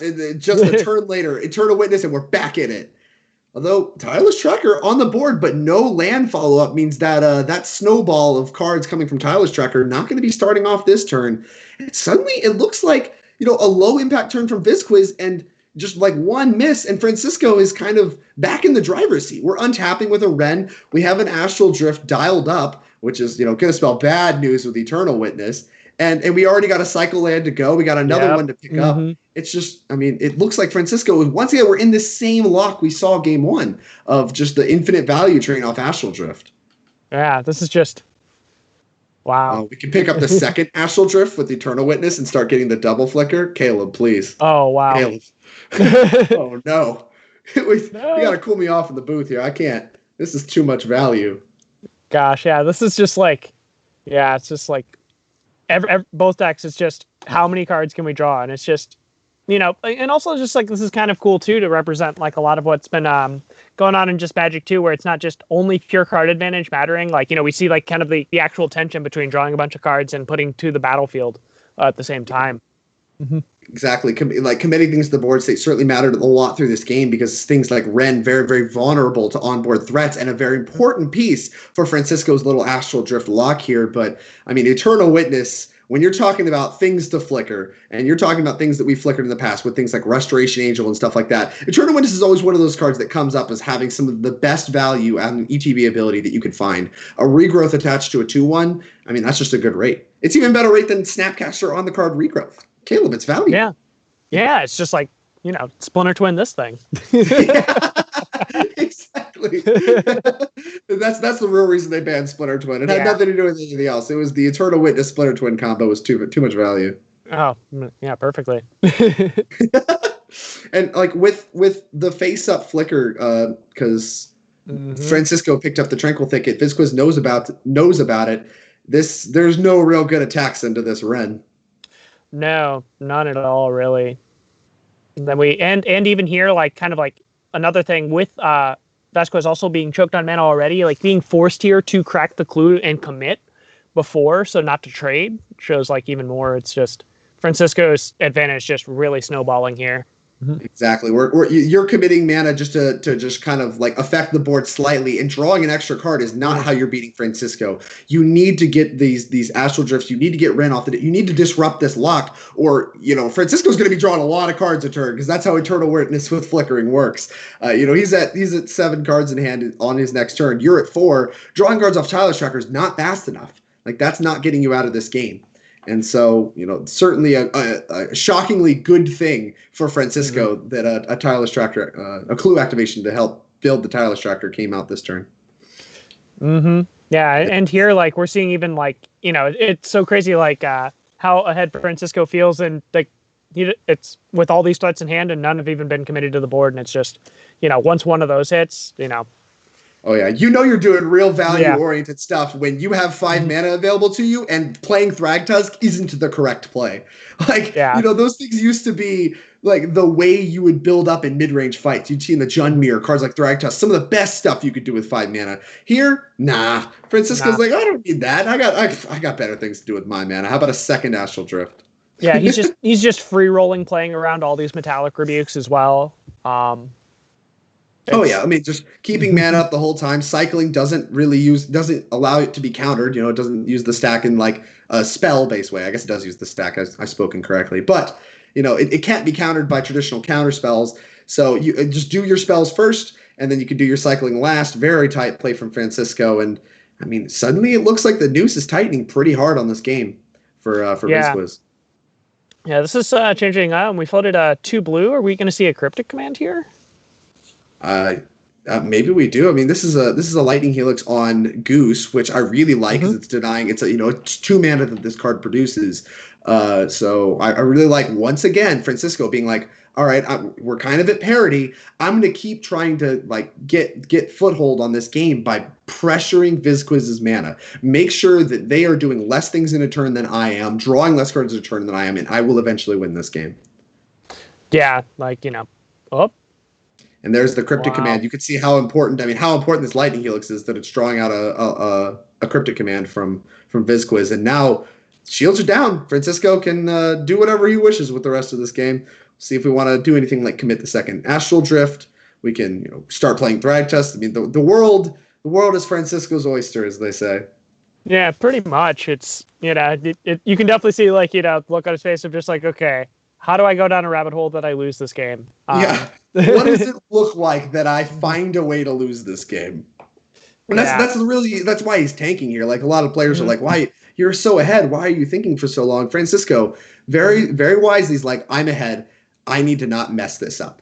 What does it look like for me losing the game? Like, is exposing the second Astral Drift too aggressive? Maybe. Like, I need to start controlling the graveyard. A Mystic Sanctuary could be a problem for me. These are the kinds of things running through his head. A good player that doesn't get lazy just because he's ahead. Yeah. It's like you go from the like, okay, what's a good card I might have to face down, to like, what's the runner line that like just truly could like switch everything. Exactly. You're very correct. And Vizquiz is going to need a huge turn. I mean, exactly the kinds of things Francisco is thinking is what Vizquiz needs to happen if they want to get back in this game. I mean, they're very behind. Drawing cards with Tireless Tracker is way too slow. There's that Mystic Sanctuary. Yeah, that's what you mentioned. And I think Francisco also exactly thought about that. Like, could infinite cryptics get me? Yep. And yeah, infinite cryptics is a good way, and we have Tyler's tracker in play to help enable the infinite cryptics. So that's maybe one way that that Vizquiz could get back. But Francisco heads up, like, nah, I'm not going to let that happen. Immediately puts Scavenging Ooze into play and immediately gets rewarded for his choice. Impressive stuff, really. Mm-hmm. Yeah, no, it's just his mastery of understanding this matchup is like definitely I definitely would assume, put in his time with that homework on the list and, really paying off. What a niche skill too. It's like you're a master with the Astral Drift deck, which while it is sweet, I can't imagine that's going to be one that's going to come up a lot in life. But Francisco, a known amulet master, put infinite time streaming that deck and knows his way around some other things. Really kind of demonstrating that he's not a one-trick pony. He kind of has what it takes in other aspects of Magic as well, and there's a lot of respect for that. Yeah. Even if it's not lands that produce more than 1 mana, if they have cycling, he can just crush everyone. just slap cycling all these lands, and Francisco knows his way around the deck. He's got this covered. Oh, exactly. So Vizquiz makes another attack into the Wrenn. Once again, it would represent lethal if it would connect, but the Flicker, Eternal Witness available. Something like a Galvanic Blast would disrupt a play like that, but you see Francisco pretty smug with himself that worked. I mean, as soon as there's no Galvanic Blast there, Francisco's getting another Eternal Witness in the game. He's going to get to untap again with an Astral Drift, barring something like another Engineered Explosives, which, hey, we do see here. And look, he nods his head a little bit. It's like that one matters, but we have to remember there's an Eternal Witness coming back into turn. So any relevant permanent that he cares about a lot that gets blown up, he just bring back. Yeah, and this also on 2 does blow up Vasquez's own 2/2 here, so that's actually kind of relevant. It definitely takes him off of some mana. Yeah, denying himself multiple mana, because that was Francisco's angle. This whole game, Francisco's been controlling the mana, and using a sweeper that now actually affects Vizquiz is a lot less impactful than you'd think. And with another Wrenn at the ready, Francisco kind of looks to be right back in the same commanding position he was before the sweeper even happened. Yeah, basically it almost looks as if nothing has happened really at this point. It's almost like it's actually been an advantage. It's like, oh, I can actually cast these cards because again, kind of the cool thing that we mentioned earlier, that you pointed out, with the Thragtusk, not the best thing to be doing. Still, just with that discipline, hold back, don't play into anything you don't need to. Yeah, these Thragtusks actually have looked really bad. I mean, what are we on? We're on turn 9, and these Thragtusks are still just rotting in hand. You're in a fair, grindy matchup, and these Thragtusks on turn 9 are still not the best thing to be doing. That really, really speaks to how powerful this Astral Drift and interaction is. And, like you said, the discipline, playing around counterspells, playing the seemingly less impactful Scavenging Ooze to not get gotten by things like Mystic Sanctuary. Just incredibly tight play from Francisco. And, I can't help but think there's a lot of Magic players out there that, would have kind of stumbled a little bit in this game and, maybe not actually have found some of these lines and be in such a commanding position. Yeah, just the pure efficiency with which he's utilized if we've noticed Francisco never seems to untap with almost any untapped lands. There's never any unspent mana. It's just being able to kind of sequence that and still without casting Thragtusk on 5 to tap out. It's every single one of these is accounted for. Exactly. So real impressive stuff. And with all this value, look at we got 2 cycle lands dialed up. We got another Lightning Helix.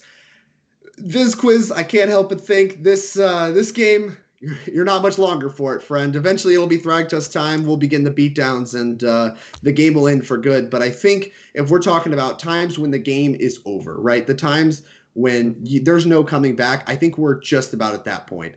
Barring something really huge coming from Vizquiz this turn, and we're talking powerful, I just don't see a way out.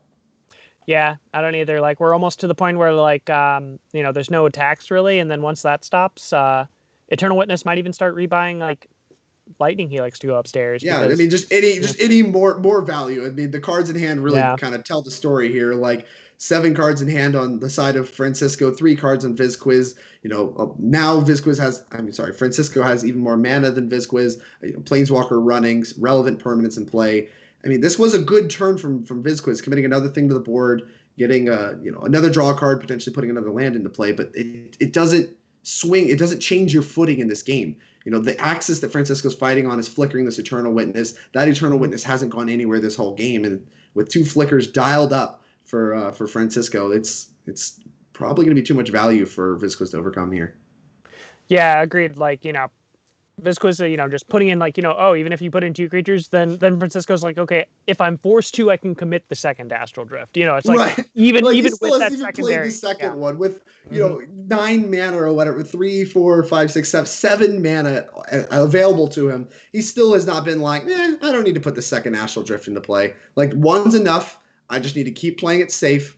Taking lines like this, got my 1 mana up to flicker my Eternal Witness, make sure my Wrenn doesn't move, really just kind of making sure he maintains board control, doesn't get greedy, and I will eventually be able to deploy all these things. I will win the game just as a byproduct of getting all this value and not exposing myself to anything I don't have to. Exactly. It's like he firmly knows Vasquez has to catch up to me now. Exactly. Yeah. He's I am in the lead. This game has changed, and you see a Lightning Helix picked up there. Avalanche Riders. I mean, look at him gritty. He's so happy with himself. He wants to have some fun with that one. Avalanche Riders picked up and is gonna be able to deny all of Vizquiz's mana. And I mean, with no lands in play, I can't imagine we'll be here much longer. But we'll see exactly how early Francisco wants to deploy things like that. Like I said, we're seeing kind of Francisco rebuild with the Scavenging Ooze, make sure he doesn't lose to graveyard stuff, taking out that Uro that was just added to the board. Don't let that get added to the board because that's a big creature that can matter and is not great to flicker. Really just, once again, playing disciplined, using his mana very efficiently, not playing any of these 4 or 5 mana plays in hand, but instead looking for more actions per turn, looking to do more things that impact the board in smaller, different ways, and make sure he doesn't expose any openings for Vizquiz here. Yeah, didn't get greedy in any way with the Avalanche Riders, like casting it there and blinking, so you could hit maybe the 2 green sources to try to hit off of, keep Uro off, no greed at all, just pure discipline. As you mentioned, very impressive. Yeah, it's been. I mean, this has been an impressive showing from the Astral Drift deck too. I mean, like I said, the deck looks a lot more anemic without Astral Drift. But as soon as Astral Drift enters play, I mean, we were talking about how it didn't even look that good on the turn it was played this game. We're like, okay, Francisco's going to need a lot more to get back in this game, and it just represented so much more. Eternal Witness was just one thing added to the board, and Astral Drift started going crazy. And it's been just complete impressive showcase for that card. And Vizquiz sees the writing on the wall, understands that there's no way out of this lock. This every turn, and he bows. Francisco giving a little bow. Thank you for that. What a show indeed! What a show he put on. Yeah, agreed. A very great match to watch. That was fantastic. That what was that? Was that a 50-minute long grind fest? And people say that Modern isn't fun right now. I just watched a non-companion deck outgrind a companion deck. I didn't think that was possible, but that's what just happened with Thragtusk still in hand. Yikes. Yeah, just never cast them. There was Thragtusk. I don't think there was a Thragtusk cast any game. And on turn 3, Francisco had access to a Thragtusk in hand. The entire game, it was never cast in a grindy matchup. Masterful work from Francisco. And honestly, that's the kind of Magic I think a lot of players that play Modern want Modern to be about. I think there's a lot of Magic players that want every game to be grindy slugfests like that. And I can certainly get used to some of that. That stuff looked like there's a lot of sweet tricks with Astral Drift. That was a lot of cool Magic. Yeah, you can just beat companions with 20-year-old technology. We standard deck from 20 years ago or whatever. Yeah.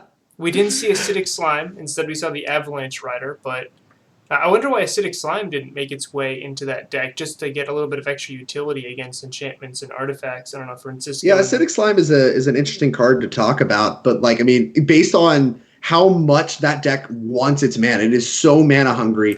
It didn't even have time to play Thragtusks in grindy matchups. I think that really represents kind of maybe why Acidic Slime's not quite good enough for the deck, is it's just a little too expensive, and in every single amount of mana on the card matters. Just on each card in your deck matters a lot because you have so many micro decisions with a lot of your cyclers. We did see Francisco Yeah. not cast his 5-drop Thragtusk, so I guess a 5-drop Acidic Slime might just be too much as well. You just want to take it a step further, get even more greedy. I love greedy things in Magic decks, especially when one of those greedy things involves a Renegade Rallier. I was teasing the card a little bit earlier because Luris makes it look silly, but I've splashed Renegade Rallier in so many decks. Like I made a Death Shadow Oath of Nissa instead of Traverse. I was running Oath of Nissa just because Oath of Nissa and Renegade Rallier are really cute together. Like really, really cute. Yeah. You do Oath of Nissa, and then the legendary rule, one will die, and then you could just Renegade Rallier and like, aha, look at me, I'm getting a free ponder off of this Hashtag 3-2. doing it. We're getting free Yeah. ponders out here. I mean, it wasn't good enough, but it was fun. It's understandable. I mean, I kind of look like the fool. I was the one bashing Renegade Rallier at the start of this whole game. And, I mean, granted, the card looked incredible. I mean, truly, I think it was a showcase for the power level of Ren and Astral Drift. But, Renegade Rallier, a key piece to the puzzle. So I admit, I stand corrected. Renegade Rallier is able to win some matches. And impressive work from Francisco. Hope to see more of him in this league. Mm-hmm. I think it was more Ren and 6 kind of carries that deck on his shoulders or their shoulders, while Astral Drift kind of is just a perfect little plug and play with all of the flicker effect, flicker desired abilities in that deck. Caleb, what card was your favorite in that Ren and 6 deck? What was your favorite card? Spice. Spice. My favorite is probably I think like the Astral Drift for me personally, just watching him get to do all the Astral Shide shenanigans just brought back so many memories. So, how about you, Drake? Is it Renegade My Rallier favorite now? card? I mean, it's kind of lame, but my favorite card is probably Red and 6. I really like that Magic card. I'm really sad it's banned in Legacy. I kind of get it, but I kind of don't. I really like a form of card advantage that only brings back lands. I really liked that it was good against Wasteland. I really like that it's good at like with fetch lands. It helps you hit your land drops in your fair deck. So like it's a card advantage source for like only fair decks. I kind of like that red and green kind of finally got a really impactful 2-drop that has a really high ceiling, but a pretty low floor. Like you don't have any fetch lands, no lands in the graveyard. It's a pretty bad Magic card. But like I really like the design of Ren and 6, and I'm sad it ended up being like too powerful for something like Legacy because I really like what it does in Modern, specifically with the Niv Mizzet deck and this Astral Drift deck. Like that was a cool showcase of what Ren can do and what the kinds of strategies Ren can prop up. And I just really like that card a lot. And yeah. Well, Ren and 6 is secretly Dark Confidant. That's secretly what that card does. Both cards It's better. It can pick off 1-drops. It picks off mana creatures if you're on the play. That's insane. Better. Yes, and in fact, in the mirror between Ren and 6 and Dark Confidant, Ren and 6 wins. So, I mean, both are very, very powerful cards. But that's the secret mode of Ren and 6. When people look at the card, they're like, oh, it doesn't look like that. It's like, if Dark Confidant draws you a land every turn, are you happy? You're like, yeah, awesome card. Yeah. That's Ren and 6. It's kind of funny the Gen deck stopped playing as many Dark Confidants because of Ren and 6. It was just such a blowout in like the mirror, and you have to you went from being your best card in the mirror to a card you side out because it is such a disaster. Like the game almost just ends on a spot. It's crazy. Yeah, even when I'm playing against them as Storm, when they go turn 2 Ren, it's like, oh crap, I can't outgrind you. yeah, I can't sit there forever and hope that just pieces of the puzzle and factor fiction my way out of this. Like you're getting a card every single turn, and eventually that retrace for discard spells and stuff is just going to overwhelm you. So that was match number 2 of the Modern Streamers League first elimination night, which means VizQuiz in his Urian deck. Urian. I mean, we're gonna bring this back, Drake. I'm sorry. Mispronouncing things is one of my specialties. It means VizQuiz joins Sodek, being eliminated, unfortunately, from the tournament. But that means Francisco is moving on. He's still alive in the Modern Streamers League Triple Elimination Tournament. Quick recap on how it works. Everyone brings 3 deck lists. When a deck loses, that deck is eliminated. When all 3 decks are eliminated, the player is then eliminated. The Modern Streamers League is sponsored by Wizards of the Coast and Card Hoarder. The matchups we have coming up are Fluffy Wolf 2 against KO Diamonds, and then our very own Caleb Scherer against Dylan Hand to close out the night. So in just a minute, we'll be back. In the break sequence, you'll see the updated deck lists every player has, the updated bracket live as of right now, and we will have Fluffy Wolf against KO Diamonds. So we'll be back in just a minute.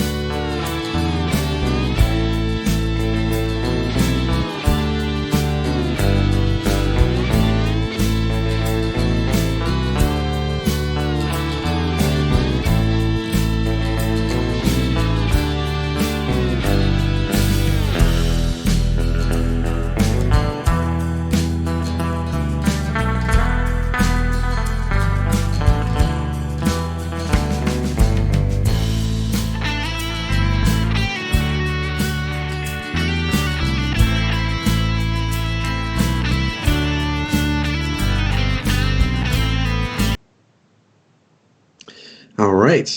So we're hopping in. It looks like we're going to be watching from Co-Diamonds, the Abzan man himself, from his perspective, against Fluffy Wolf. We'll see exactly what Co-Diamonds is bringing to the table here.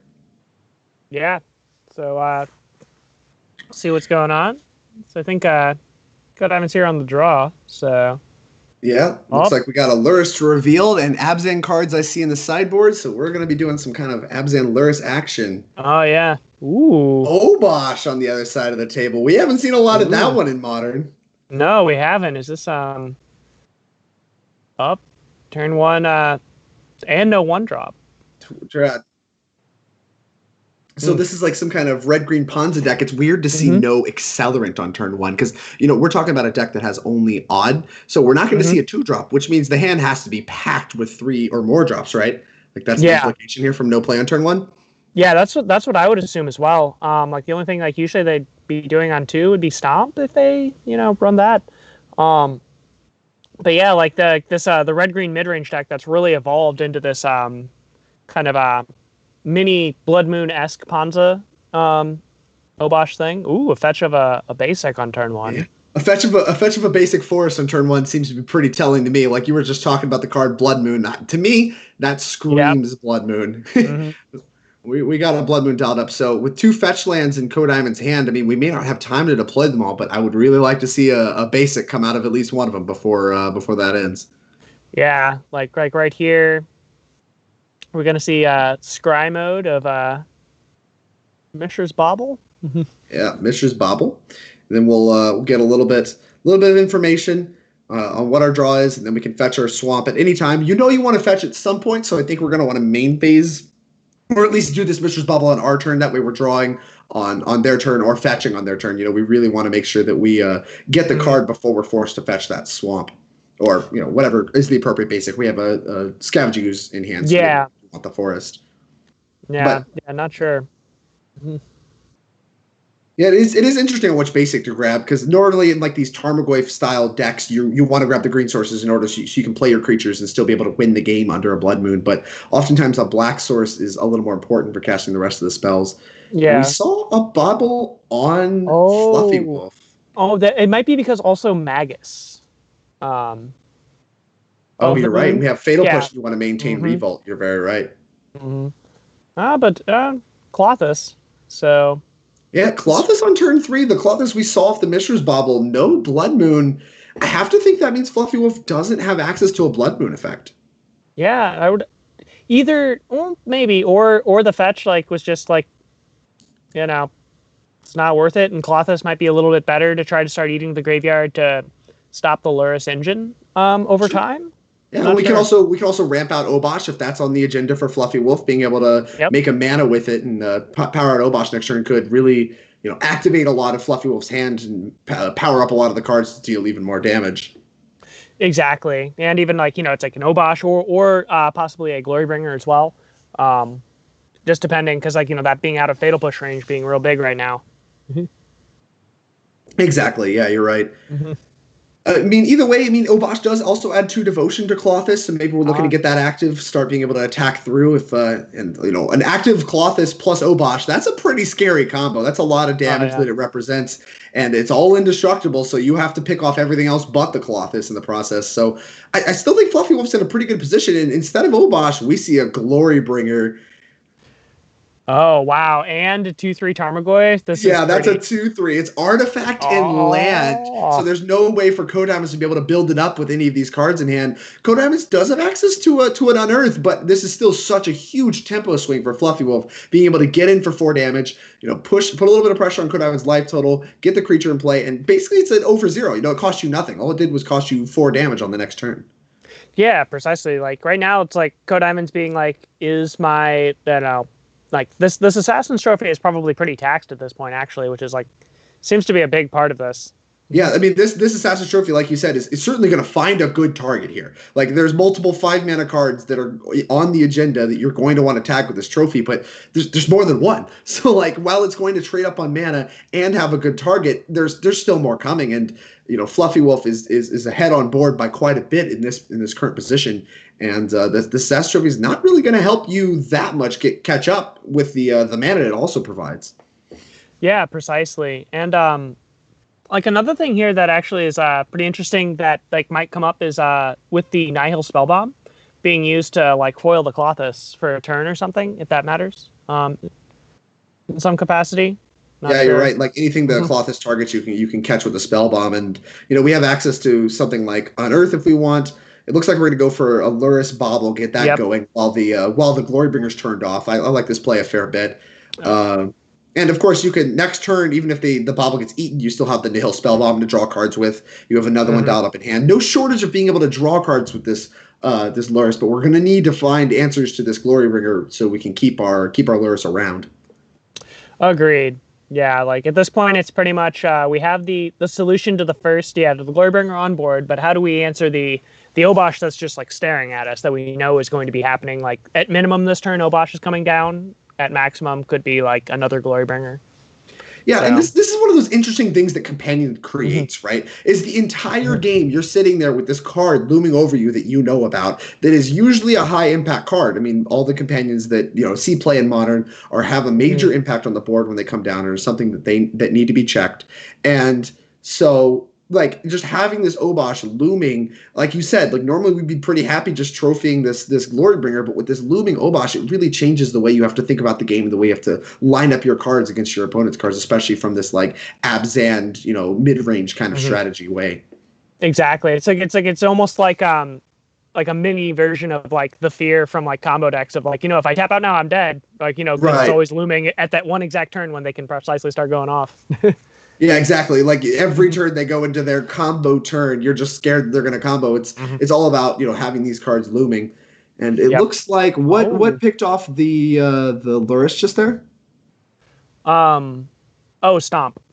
Oh, we see a Stomp. Yeah, I was gonna say I don't see a card in graveyard. Okay, so Stomp picks off Luris. Clothis unable to eat Luris at this time though, so maybe it was the draw for turn or whatever. But interesting to see if that was a line that Fluffy Wolf had that they didn't want, or if that's something they chose to eschew. But Magus the Moon follow-up does put some pressure on Kodaimon's hand. He's got 2 basics in play already. He can get Revolt active with the Nihil Spellbomb, but that means that Nihil Spellbomb's not drawing a card. Yeah.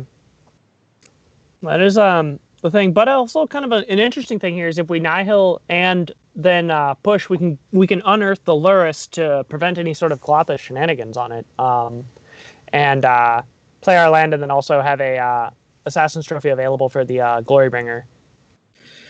Crack. Yeah, I think we're a mana short of having the trophy for the Glorybringer, though, which is, I think, some of the math Code Diamonds is doing right now. If you crack Spellbomb push, you have only 3 mana. You have, I see, it's Unearth. We're unearthing it. We're not casting it. I know, you're very much right. So we have trophy available to us, and we even could do something like deploy the Scavenging Ooze. So that's something we wanted to do. But I think you're right. I think we're gonna have to trophy that Glorybringer to keep the Luris from finding itself right back in the graveyard. And with Kodaman's face, is there a Mishra's Bauble in the graveyard still, or did that get eaten? That got eaten. All right, so we can't really get any good value off of our Luris the turn we're getting it back here with Unearth. But you're right. I think just getting it back into play so it can't get gotten by the Colossus is worth it on its own, even though we're not getting any immediate value out of it. Yeah, agreed. And then also soon we'll be able to we exile their graveyard. We'll be able to exile our own graveyard in theirs soon maybe. Yeah, and then the Colossus will just have no options, and that's not something that is a traditional line from these Jundish style decks. They have cards like Tarmogoyf that care about having big graveyards. Usually the Jund specifically has cards like Cruxa that care about having a big graveyard. But here with Luris being able to just constantly rebuy the same to Hill Spellbomb over and over again to draw cards, we can reach for something like just shooting both graveyards to deny the Colossus, that inevitable kind of sulfuric vortex pressure where it's hitting you for 2 every single turn. That kind of inevitability you can deny by just blowing up both graveyards. So main deck graveyard hate really actually could come up big here as we move into the late game. Yeah, agreed. And even with the Scavenging Ooze, eventually we can have that online too. To keep we have graveyards just completely in check, which is going to matter. I mean, Fluffy Wolf still has something like an Obosh. Oh, there is a Mishra's Bauble. Oh, there is a Mishra's Bauble. Oh, it wasn't eaten. Well, that's huge. Being able to start drawing cards immediately. I don't know that I like activating immediately. I know you want to see the draw step, but I think I would like to see Colossus target something first before, because we could get the Mishra's Bauble eaten by the Colossus this turn. And I think the Mishra's Bauble presents a lot of value, given that we're a little constricted on mana, given how mana hungry our hand is at the moment. Yeah, exactly. And also, there is a pillage there, so we could even be slightly higher on the constraint, depending on what they choose to do. Exactly. Yeah, that's another spell we have to be concerned with, because they're going to be pressure as the pawns a deck. They're going to be pressuring our land base as well. So I think I value the Mishra's Bauble a little higher, because it's one of the ways you're going to start drawing lands again without while still being able to answer the board, because it's 0 mana. Yeah, we see the Colossus immediately going after this Mishra's Bauble. We'll see if that has any kind of impact, or if that's just something Code Diamonds isn't worried about at all. Yep, produce lethal. Yeah, to present lethal. Here's this Obosh, but I think we're gonna see an Assassin's Trophy on this Glorybringer here. And then we still have to find another answer to the other 5 mana spell.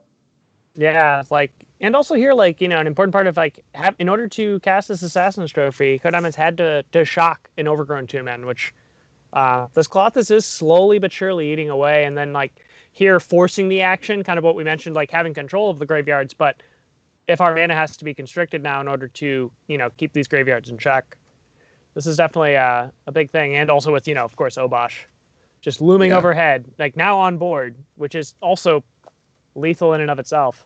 I mean, the cool thing about Obosh here is you talk about going to 3 in Modern a lot of the time, very risky because you're in bolt range. Obosh makes bolt range have a whole different meaning, because we're already in bolt range, being at 5 life. So there's a lot of pressure on Code Diamonds to present either enough pressure to get Fluffy Wolf dead, but specifically to answer the board, get this Colossus shut down, and really, get Fluffy Wolf dead before any kind of burn spells are drawn, because Code Diamonds is a very low life total, and this Scavenging Ooze is going to take some time to go to work. Yeah, and also this Colossus will be, unless he played he's going to have to Scavenging Ooze here, because otherwise it's 4 damage, with Obosh out.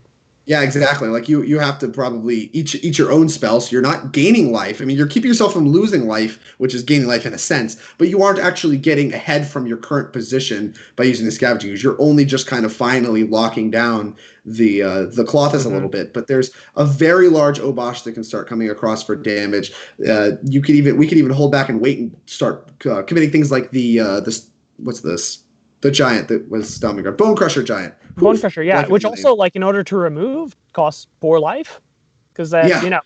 like that you have to target it. I mean, Yeah. or we're going to block with Tarmogoyf. Maybe that's the line. But if we're exiling the graveyards, this Tarmogoyf is going to shrink and shrink and shrink and not really be able to profitably or even like trade with the Bone Crusher giant anymore. And do we know about a Kitchen Finks? I still see that in the revealed card zone for Code Diamonds. If there's a Kitchen Finks in Fluffy Wolf's hand, then we have a good turn of just Bone Crusher Giant, Kitchen Finks. Here's 2 very good threats that are not easy for you to answer and get turbocharged with Obosh.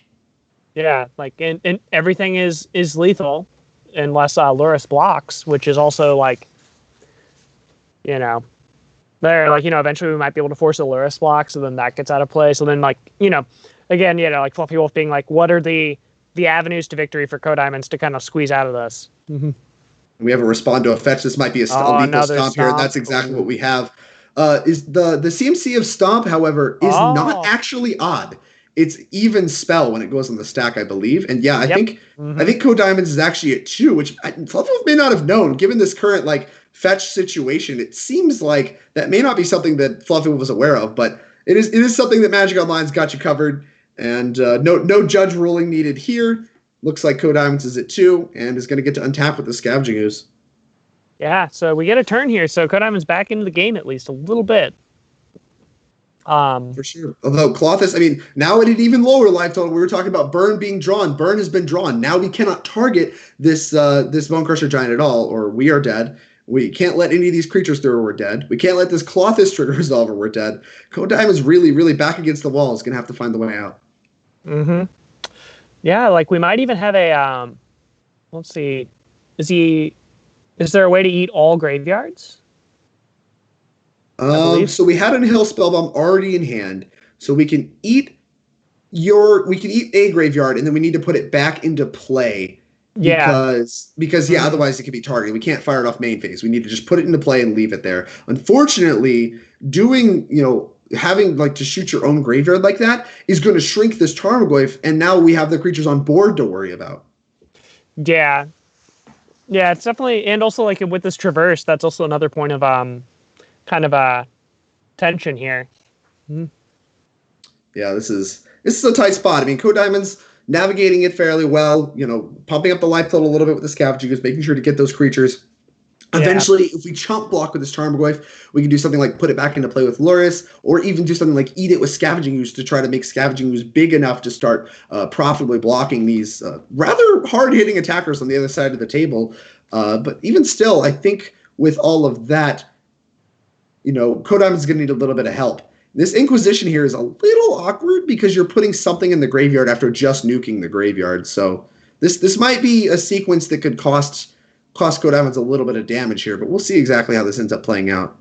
Yeah, like I think it's kind of was thinking maybe along the lines of Traverse, and then like, as we saw the checking of the deck list, probably like what would be the best creature to try to get me out of this type deal. And then just realizing, like, maybe we just can't handle the other threat in the form of Kitchen Finks. I mean, yeah, Kitchen Finks certainly representing a lot of damage and being another attacker when we're already having a little bit of trouble answering these ones on the board. And, being a resilient attacker to where it's going to come back again after you block it once. And this Nihil Spellbomb not being back in play means we have to exile it now. It's all up to Scavenging Ooze to cover the graveyard for the rest of the game, which means we don't have any outs to like blocking with this Scavenging Ooze. And just more and more creatures entering play here for Fluffy Wolf. We'll see a little bit of mana denial coming through finally from the Ponza deck. It's a little weird to be a Ponza deck and be looking at your opponent with seven lands in play and be stone raining them. Feels a little silly, but I mean, Code Diamonds is using his mana every single turn. No, yeah, like every Scoo's activation is very relevant at this point. Like, even the 4th and 5th ones. So right. So what do you think of this attack here? Attacking the Bone Crusher Giant into the Tarmogoyf? I think that seems great. With the 2 threats on both sides, mainly because He's going to have to recast it, but slowly but surely the Scoif keeps shrinking, and like with the Colossus, basically like right now I think it's just going to keep trying to target different card types, so then eventually like Tarmogoyf will shrink, while also producing the like you have to answer this with your Scavenging Ooze, because oh wow, That's a seems like- big draw. I mean, we're That's talking huge. Code Diamond's not out of the woods. A lot of bird damage can reach, but you can see Code Diamond's get a little bit of thinking. He's back in this game. Time to do some math. Yeah, this is real big. This is also really cool because this is some tension here, because Lingering Souls, like the 1/1s, are like so valuable that you want to flash this back, but at the same time you really want to buy back that Tarmogoyf. With the Luris. And you have to make sure to have the Scavenging Ooze activation up so you don't just die to Colossus. So you're right, there's a lot of tension on that mana, and we were just talking about, the turn 8 Stone Rain or whatever to blow up your 7th land doesn't matter that much, or it doesn't feel like it should matter that much, like blowing up that extra land. But Code Diamond's really, really feeling this tension on the mana even now. And, Alexa not even play Lingering Souls. Rather, get 2 Tarmogoyfs into play, still have that the Scavenging Ooze activation up. I like it a lot. This uses mana efficiently, gets good blockers into play, and still allows you to activate your Scavenging Ooze. I really like this discipline from Code Diamonds. I mean, that Lingering Souls is very, very attractive card to cast and get going. Yeah, nah, this is like I think he made a great call here. It's like use all the mana, and also like basically put it on the, okay, your draw step this turn could really hurt me, but if it's not this turn, then it's not going to be for a while. We're going to start turning the corner. And I mean, there's a lot of good draws, like, another Bone Crusher, Giant, Glorybringer, all the cards. There's the Glorybringer. Oh, no. And I mean, this is what, look at him. Now he's really considering, hey, did I mess up there? I mean, you and I both like that play. I liked that play a lot. Really helped kind of get the foothold right on the board, but it definitely opened them up to open Fluffy Wolf up to getting a draw step there, and he hit. And Glorybringer, definitely is one of the punishing cards. Yeah. So moving to the side. Yep. Oh no, yes. Like post board here, we get to do some cool stuff. Ooh, we even have Reign of Tears in the board. This is pretty. That's nice. Ooh, that'll be. Okay. What does Gaddock Teague hit in this deck? So is there any 5-drop spells you're concerned with, or any X spells or anything like that? Here we go. We got the list to look at from the other side. Oh, it's a Lucca deck. Ooh, yeah. With an Emrakul in it. Oh wow. That's an angle we didn't really see at all. I want to see Emrakul. I mean, you probably will. I mean, there's no Lilianas in this deck, so how do you answer the Emrakul? Oh, you don't? I don't know. Like you don't. You just die. Yeah. So knowing about Lucca, I like Gaddock Teague a fair bit more. Engineered Explosives seems like a good way to pick off a lot of the same CMCs. When you're constricted to only odd or even CMCs, your cards are going to clump together on the converted mana costs, and it's going to be easier to blow things up with the Engineered Explosives. So I expect EE on 3 to be fairly good in this matchup. Yeah. Especially like it only blowing up like your own Luris and having enough rebuys. It's not too big of a problem. And Hushbringer shutting down things like Seasoned Pyromancer adds a lot of value, I think, to kind of Code Diamond's deck. What's it called?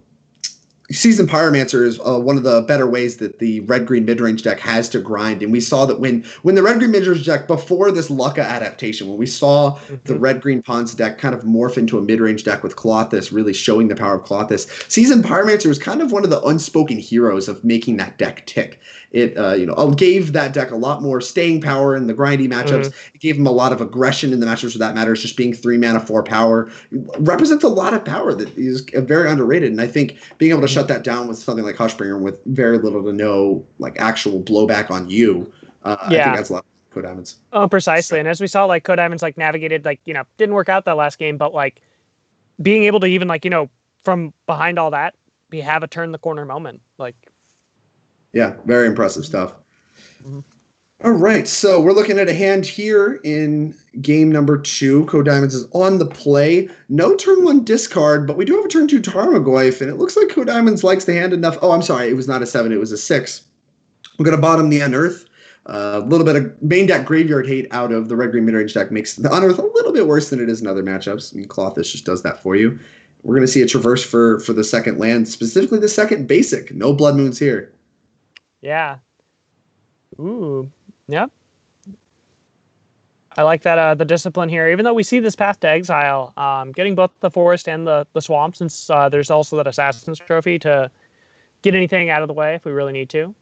Yeah, I like that a lot too. A lot of players are like, I need to cast my spells. I need to cast my spells. And they would be grabbing some white mana during the course of this. I really, really like not grabbing white mana and just making sure that you're invalidating all the Blood Moon effects from the get-go. Yeah, again here, something changed, like no 1-drop again, which was interesting. But basically playing around turn 2, you just don't want to ever have a non-game because you're able to outgrind, especially with what you mentioned with the Hushbringer, really shutting off a lot of the top deck wars later on. Yeah, exactly. You're exactly right. And it looks like Kodaimon's thinking on using this Mishra's Bauble. There's a fetch land, so even if you're looking for information from your opponent now, they can just fetch a land tapped in step to save a little bit of life. And for free on doing that, they also deny you the information you just gained. So I like holding this back a little bit. It does deny you a point of damage, which is worth talking about. And yeah, it looks like Kodaimon's willing to use the bauble on themselves, just get a little bit of information about what they're going to draw, just to push that extra point on Fluffy Wolf and really, really start getting the beatdown going. I like that play a lot. Yeah, that was real nice. And the difference between 3 and could just really matter because this will probably be about a 4-power attacker coming up and then 16 life. Then we can obviously replay it for the information from Lurrus as well. That's actually also a thing that we completely forgot about. So yeah, Kodaimon's navigated that turn without a step. I certainly would have had to think about that turn a little bit longer. So really showing a little bit of prowess with the Abzan decks. He is a self-proclaimed Abzan enthusiast. I guess I can't really know his own preferences, but certainly plays a lot of Abzan decks and figured that line out pretty quick. Pretty impressive stuff. Oh no, yeah, definitely. Yeah, very fluid play here. Kodaimon's knows exactly what's going on. Very, very right. And here we see a Magus of the Moon, and this is what he just nods his head. He's like, yeah, I got that one covered. Look at him, one of the more tilting draws. Windsoap Teeth being able to grab that Plains, but a turn too late on that and not being able to path that Magus of the Moon. Still, I think that having access to Dark Confidant puts Kodaimon's in a still very good position here. If he really wants to, he can pick off the Magus of the Moon with the Assassin's Trophy. But the trophy has a little bit more value, and so I really like committing to the board a little bit more, getting Dark Confidant into play, and we can just answer this Magus at our leisure. We're still casting our spells. We're still casting the spells that matter, and even though we don't have access to white mana, we can get white mana back as soon as we want to. Yeah, exactly, and and also here we want to use one thing here that's kind of cool with the Assassin's Trophy is since they're an Obosh deck, we actually get to utilize when their land comes into play, whether or not they get value off it or not. Exactly, because they don't have a perfect curve, right? I mean, what's it called? Bone Crusher Giant helps that a fair bit, but once we get to the late game, not ramping them into Obosh is really big because Obosh is a 5-mana spell. It's very clunky, and ramping them into it could end up just getting you really punished and drowning you out from the extra value that Obosh provides as soon as it hits the board. But I really like playing to the board. Though it did get taken down by a Lightning Bolt, and a Kitchen Finks added to the board. It does make Tarmogoyf look a lot more chump blockable, but I don't think we'll see a block here because Obosh next turn really powers up that Kitchen Finks to look a lot better. Oh yeah, and plus here what's kind of cool is we get to disguise this path to exile as well. So we have this Assassin's Trophy. Kodaimon's can just Assassin's Trophy the Magus, see the Obosh here, path that. And all of that for minimal value, even though Fluffy Wolf will be ramped up 2 more lands. Very, very tight play here. If and very well disguised and kind of playing into Glorybringer. Well, I think Tarmogoyf's a little bigger than Glorybringer. It's Glorybringer's 4 damage thing here, but it does add a lot of damage to the board. Yeah, you're very right. And I wonder if Fluffy Wolf didn't play Obosh because, they kind of smelled something's up. If you see a Tarmogoyf attack into Kitchen Finks Magus, no blocks, and there's 5 damage on the back crack, you have to be thinking, they passed all their mana up. There has to be something up, right? And maybe some form of removal spell. Something's going on here. Either your hand's really bad and I'm going to win this game anyway, or you've got removal spells, and I really like the patience of not attacking into stuff, just attacking with Glorybringer. It's just really, really trying to play around a lot of things. I respect Fluffy Wolf kind of sniffing something out here. Yeah, Fluffy Wolf I think is very well aware that there's a couple white cards in hand that need to be cast at some point. I think is kind of what he's there's been no white mana available this whole time. So, in this late in the game, there has to be something which would either be a Path to Exile or, in this case, a Lingering Souls. So it's what would be the way to like maximize their awkwardness if they like get rid of my Magus? How do I use that knowledge to allow me to set up the best for when those cards do come down? Mm-hmm. Very, very right. And here we're going to see a basic Plains grab. Now we're completely set up for Blood Moon, and we're going to see a Path to Exile on the Kitchen Finks here. What do you think of firing off the removal spells pretty aggressively? I mean, Kitchen Finks obviously getting an exile denies them the persist. But yeah, I think this is probably great though, because Codimon's is thinking, what are the most turns I can get? Opponent now going to 3, so they're actually dead on the crackback if they attack with Glorybringer. Exactly. If they play Obosh. Certainly getting aggressive. Yeah. No, this is very good play. Like, you know, him just like noticing that and like firing off the removal aggressively there gets the ability to do this to where it's like the Glorybringer can't exert, can't kill Tarmogoyf, has to be on defense. They're also on 5, 6, 7 mana, which is not Obosh plus a 3-drop at this point. Just yet. Yeah, and like putting 3 flyers into play means that even if Glorybringer stays on defense, it's still dead on board. Really let Codimon's get aggressive and just be like, all right, like you're gonna make some kind of attacks. Well, I got 4 flyers in play and you're at 3, so good luck with that. And we see a Seasoned Pyromancer here, which helps block the Tarmogoyf, but still, the 4 flyers in the air is very, very hard for Fluffy Wolf to check. And we'll see if we get to push a game 3 here. Yeah, it's what it's looking like. You know, we're definitely in the tank on Fluffy Wolf's side. Yeah, Obosh doesn't really open up any avenues. It makes your blockers on the ground even better. It makes your attacker in the air a little better, but it doesn't let you block more flyers, which is really the name of the game right here. And even fetching to put another blocker that's a flyer into play still leaves you dead because that one extra point matters. Like these life points have gotten so taxed here, and so we'll see what we have. I mean, we're fetching down to 2 now. Any 2 of the spirits are lethal.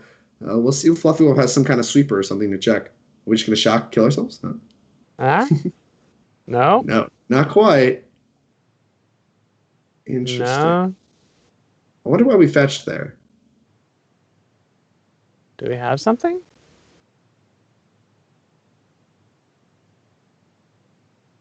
Yeah, it's an interesting fetch. Fetching a land tapped, do you think when the life points are this valuable? There might be something we're missing. We'll have to wait and see. Yeah. Let's see. Draw a step from Codimon's, another good one. Unearth on Luris. I mean, if these flyers don't take care of business, Luris gets to start going to town. Bring back Dark Confidant if you want. A little low on life, so you can choose to bring back something like Mishra's Bauble instead and just find more removal spells. Not a whole lot to have to commit these the spirits to play. And the Glorybringer is already inserted, and that's it. Yeah, the flyers come in. Fluffy Wolf doesn't have access to anything. There was an Anger of the Gods in the hand, but he realized he couldn't shock. Oh, because there was no mountain left in the deck. And there was no mountains left in the deck. So Fluffy Wolf, thinking there was another mountain fetched, realized there wasn't and couldn't cast Anger of the Gods. Incredible stuff. No, that's awesome. Look, you can see Codimon's brush off his forehead. Closer than it looked. That game looked locked. And no, Fluffy Wolf had the sweeper dialed up, but that mana base is not cooperating. There is a real drawback to fetch lands. Yeah. All right, we're getting up for game 3 here. Yeah, looks like Codimon's pretty pleased with himself. We'll see if he decides to make any changes. Only 1 engineered explosives in the deck right now. See if he wants to reach for another one of those. Any kind of like collective brutalities or anything like that. We'll see if he wants to make any kind of changes. Looks pretty content, but still thinking about it. Yeah. So far it's been Codimon's whether or not to cast the Lingering Souls or not has been the key. Yeah. The way Lingering Souls has played out has been, game swinging. And you wouldn't expect that really in this kind of red-green, like, stompy land destruction matchup. Like, when you think of, okay, you're playing against a Punza deck, they're going to be attacking my lands. That matters. So, like, how to sequence your lands, what lands to grab, not getting color screwed, all that matters. And then you think about answering their big creatures on the ground. That matters. Lingering Souls doesn't seem to add into that equation really well, especially when you're talking about something like Anger of the Gods that are still in the deck. We just saw them still in the deck. Lingering Souls doesn't seem like it plays a big part, but every single game, like just being able to chump block the Glorybringer, being able to attack through the Glorybringer, Lingering Souls has really represented kind of the finishing power that Code Diamonds has needed. Yeah, like I think it really does like a good illustration too of like Code Diamonds understanding that the late game of this matchup is decided by Glorybringer and how to deal with Glorybringer. Like that being the central card. Exactly. Since, Glorybringer, a 5-drop like flyer. Tarmogoyf locks up the ground. Very important in a lot of these in this particular matchup because, a red-green deck doesn't have a lot of non-damage based ways to answer a Tarmogoyf. And so with Tarmogoyf being able to lock up the ground, Glorybringer rules the air. And that's really where you see Lingering Souls kind of come in out of nowhere and be able to, kind of check the Glorybringer. And we've seen that be relevant at the end of both of these games so far. Yeah, exactly. It's like that gets to be your way, like, Path to Exile kind of being our, stopgap, since that's like really the only removal that'll touch it. And then Lingering Souls being able to, in a way, go over the Glorybringer. yeah. It's more of a go around. I guess Glorybringer does just kind of crash into it, and like Lingering Souls when they're attacking, kind of, I don't know. There's a lot of souls. That's all I know. A lot of souls, one Dargon. I can do the math. yeah. It's like I'm just like envisioning like a dragon just like flying into like a flock of birds, and then it's just like, Oh, no, this didn't go my way. I hate this. I regret everything. So we see Code Diamonds leading off on a Mishra's Bauble on the opponent. A good play when paired with discard spells lets you get perfect information, both what they're drawing for next turn, and you can kind of make a decision on what to take from their hand. If they're drawing any kind of duplicates, if they're drawing a better card, you may want to disrupt the mana. You kind of get a lot more information on your discard when you get to know the top card of their library as well. Yeah, like that's like such a huge addition with these Bauble engines that a lot of Shadow players have known for a bit now, but. Yeah, like, kind of its traditional weakness of discard being always like, what's the top of the deck?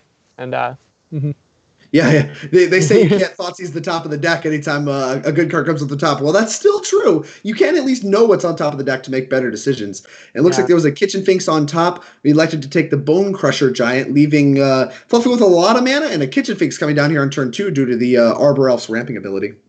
Yeah. So now it's going to be Kitchen Finks and Arbor Elf v. Fluffy Diamonds. We're hoping that the top of the deck like at least gives us like maybe a Tarmogoyf to like fluff up the ground a little bit. Yeah, this is actually kind of unfortunate that we didn't have a turn 1 removal spell for this Arbor Elf, because this Utopia Sprawl allows Fluffy Wolf to skip the parts of the curve where they don't have cards because they're playing odds. So we're going to see a Kitchen Finks here on turn 2, and because of Arbor Elf plus Utopia Sprawl, we could see an Obosh next turn. And so we just get to skip all the points in the curve and end up actually curving out with a deck with all odd cards. We get to go 1, 3, 5. Yeah, and another very important thing here is the casting Wolf Run in hand to give, even if you just activate for 0, if they're casting more 5-drops, later in the game, to give Trample, which is real big here. Oh, yeah, especially, you're looking at a lot of mana from Arbor Elf. We were just talking about the mana boost from Arbor Elf Utopia Sprawl. Pair that with casting Wolf Run and Obosh, and you got a real big threat in your hands, especially with a recursive threat like Kitchen Finks. This looks to be pretty bad news for Code Diamonds. Yeah, right now I think we're just all in on hoping for removal off the top. Yeah, being able to remove Obosh certainly would take a lot of wind out of Fluffy Wolf's sails, but we'll see. The Kitchen Finks gets in. We elect not to block. Lingering Souls, we've talked about it being one of the keys to many of these games. No flyers involved in this equation, and not a whole lot of great blocks either. Yeah, no, in here, actually, as you just highlighted, the Wolf Run being really, otherwise, we'd actually be probably stabilizing right now. Yeah, but because of this, we grabbed another basic, still playing around Blood Moon. If you want to stay in this game, it involves certainly not making Blood Moon a live draw. Because casting Wolf Run, is already going to be a hard enough card to deal with. Although, honestly, maybe that's an argument to fetching a non-basic, but life total matters too. Mm-hmm. A lot of problems here for Code Diamonds, and once again, he kind of feels like his back's up against the wall. Yeah, he almost slipped out of it game 1. We'll see what he can do here. Yeah, this might even be a dead on board scenario with Wolf Run because of Trample and how it interacts with Obosh damage assignments? I have not done the math. So do we leave the Arbor Elves up? I think we have to leave the Arbor Elves back. So we attack with Obosh, Kitchen Finks, and is it double damage? Yeah, we can make Obosh a 9 power or Kitchen Finks a 9 power.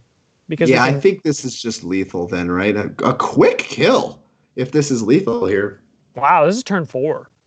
Yeah, this is turn 4 for Fluffy Wolf. I mean, and you're talking about a card that shouldn't even be able to cast its 5-drop on turn 4 a lot of the time in this kind of matchup is now attacking with their powerful 5-drop and, coming up with lethal. I think Code Diamonds has done the math, and we're just going to let Fluffy Wolf do all the pumping, figure it out for themselves, and that's going to be all she wrote. Yeah, this is basically almost 20 damage. Yeah, they said Twin was too busted. Look at this turn 4 combo kill. Oh, any unbanned Twinners in the chat? And then we see Fluffy Wolf gonna take this match. An impressive showing. I mean, normally, when I think of that deck and I think of the actions per turn it takes, I think of the speed of the deck. It's honestly kind of unimpressive. Like the deck, it has mana creatures. Maybe it can Stone Rain you or something on turn 2, but this is the modern format. Like, very powerful format. We got a lot more Magic to play. I tend to think of that deck as kind of clunky and anemic, but that game there really highlighted that, like, if you don't interact with their mana pieces and all, that deck really begins to hum. Oh no, yeah, like it's like within like a lot of the glue in that deck has been what's been kind of printed in the past year. We have Clothis, those type of things to just build up so quick, and it's just you're facing down so much damage. Even that 2 drain per turn, or there we saw just Arbor Elf, boom. Mm-hmm. Yeah. And just like that, you mentioning Stone Rain sometimes not being good enough, it begs the question: is Renegade Rallier better than Stone Rain? Oh God. Oh man, I don't know. Probably, if Tron is a presence, Tron and Amulet being a presence in the modern format, I'm gonna go with yes. But I have so little respect for Renegade Rallier in the modern format that honestly, it's just not a fair question to ask me, because a lot of things rank above Renegade Rallier in my books. But I guess my books just don't count. I mean, you need to Astral Drift one sometime. That's true. It'll change everything. There's my problem. I don't know. See, there's a card I am willing to say right now, I underrated Astral Drift in Modern. When I saw Astral Drift come out of Francisco, I was like, this card's not great. What are we doing here? And then I was like, oh, that's what we're doing here. And I was really impressed. Whereas, Renegade Rallier didn't shock me by any means, and Stone Rain certainly. I mean, Stone Rain actually had an impressive showing there. Stone Raining that 7th land mattering in that matchup, I think was kind of an interesting showcase that, Stone Rain normally feels like an overcosted ability when you're not in a big mana kind of matchup, and it certainly mattered against Lurrus, which is trying to use its mana from its extra cards every single turn. Yeah, absolutely, that was a fun match too. 2 mid-range decks duking it out. I've seen the red-green, I don't want to call it Ponza, red-green monsters deck quite a bit, because one of my buddies was playtesting it with me before regionals, and that was before Once Upon a Time was banned, and I just was impressed with how that deck could get Magus of the Moon down and still be aggressive and everything else. When Once Upon a Time was banned, I thought the deck was dead, but Obosh has given it new life. It turns out if you just play efficient creatures or efficient threats every step along your curve, you've probably got a pretty good deck, as we just saw with the Kitchen Fink swinging for 6 there. Yeah, I mean, that was an impressive curve for sure. So yeah, KO. Go on, Caleb. Oh no, yeah, it's basically it's when all of your kind of on curve creatures become power toughness boxes that are very much like Questing Beast. It feels great. Questing Beast, certainly an overstated card for its rate. Interestingly, it doesn't work with Obosh, but yeah, every creature is becoming Questing Beast. Yeah, it's true. Build your own. So we have 3 players now eliminated from the Modern Streamers League, right? We're looking at 13 left, and we're going to have 12 by the end of the night. One more elimination match. Every match we watch tonight is the elimination matches. So we appreciate and respect our fellow Modern Streamers in the Modern Streamers League very much. We appreciate their participation, but you're not going to see any more of the 3 losers tonight, and we're going to determine a 4th loser here in a second. The next match between Caleb Scherer and Dylan Hand. Yep, so I will be joining Drake in the commentary for the next match. I do want to preface this by saying these players are all great. I mean, if you just look at the players right now in the elimination bracket, it's all high quality players. Sodek was the first player to get eliminated, and he's the best dredge player in the world. Like, I mean, it just this is Yeah. this is this is just It's a very high powered league. This is, I mean, we've also I've seen played some excellent high-powered gameplay. Like, this whole night. Like, these elimination matches have been like very, very good and showing like a lot of mastery as well. that even KO Diamonds lost game one because he made the right play and didn't play Lingering Souls, as you guys are talking about. And then he made another correct play game two. And I'm trying to where my note was. He was making correct plays every single game, every single moment, but he just kept losing despite of them. Like, I think it was definitely correct not to play, to basically try to dodge Glorybringer for one turn in game one, because he was dead to it almost anyway. The winning line, the best chance for him to win was that double Goyf line. So sharp play, but it's hard to win. It's hard to win in Magic. It's hard to consistently win in Magic, which just makes, everything else all the more incredible. So, Modern Streamers League, we will have only 12 players left at the end of tonight. Check out our Twitter. The updated brackets will be posted there, along with all the decks that players do have left. The match between Caleb and Dylan will be back with in just a minute.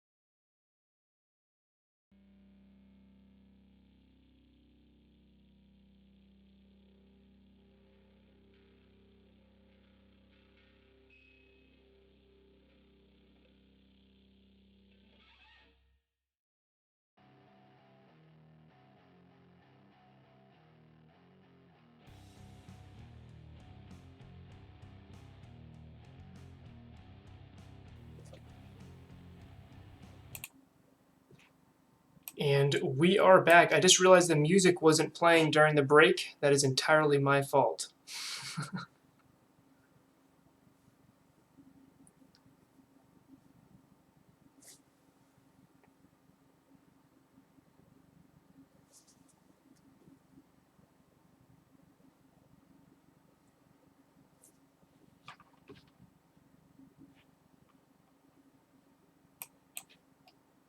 And this would be a feature match at an open, and so being able to watch this in the Modern Streamers League for some elimination magic is really, really exciting.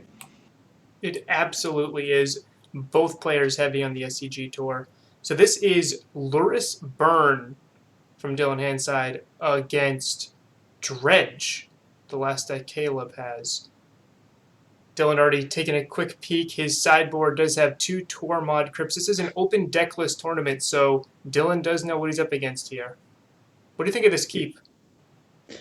I mean, this looks like a traditional burn keep. I mean, it's kind of funny you say, Dylan, looking at his sideboard already. From my knowledge, this matchup's not great for burn. I mean, the card Creeping Chill being a free lightning helix, and you just get access to 4 of them. It makes this matchup kind of a clown show, especially in the main deck games. But Dylan looks focused, looks ready to go. And this hand has a lot of power. Like multiple creatures, you always kind of really want a creature on turn 1 to get extra damage that represents, no actual ceiling on the damage. It can attack every single turn, as well as like a good mix of lands and spells. One of those lands is even a cycle land.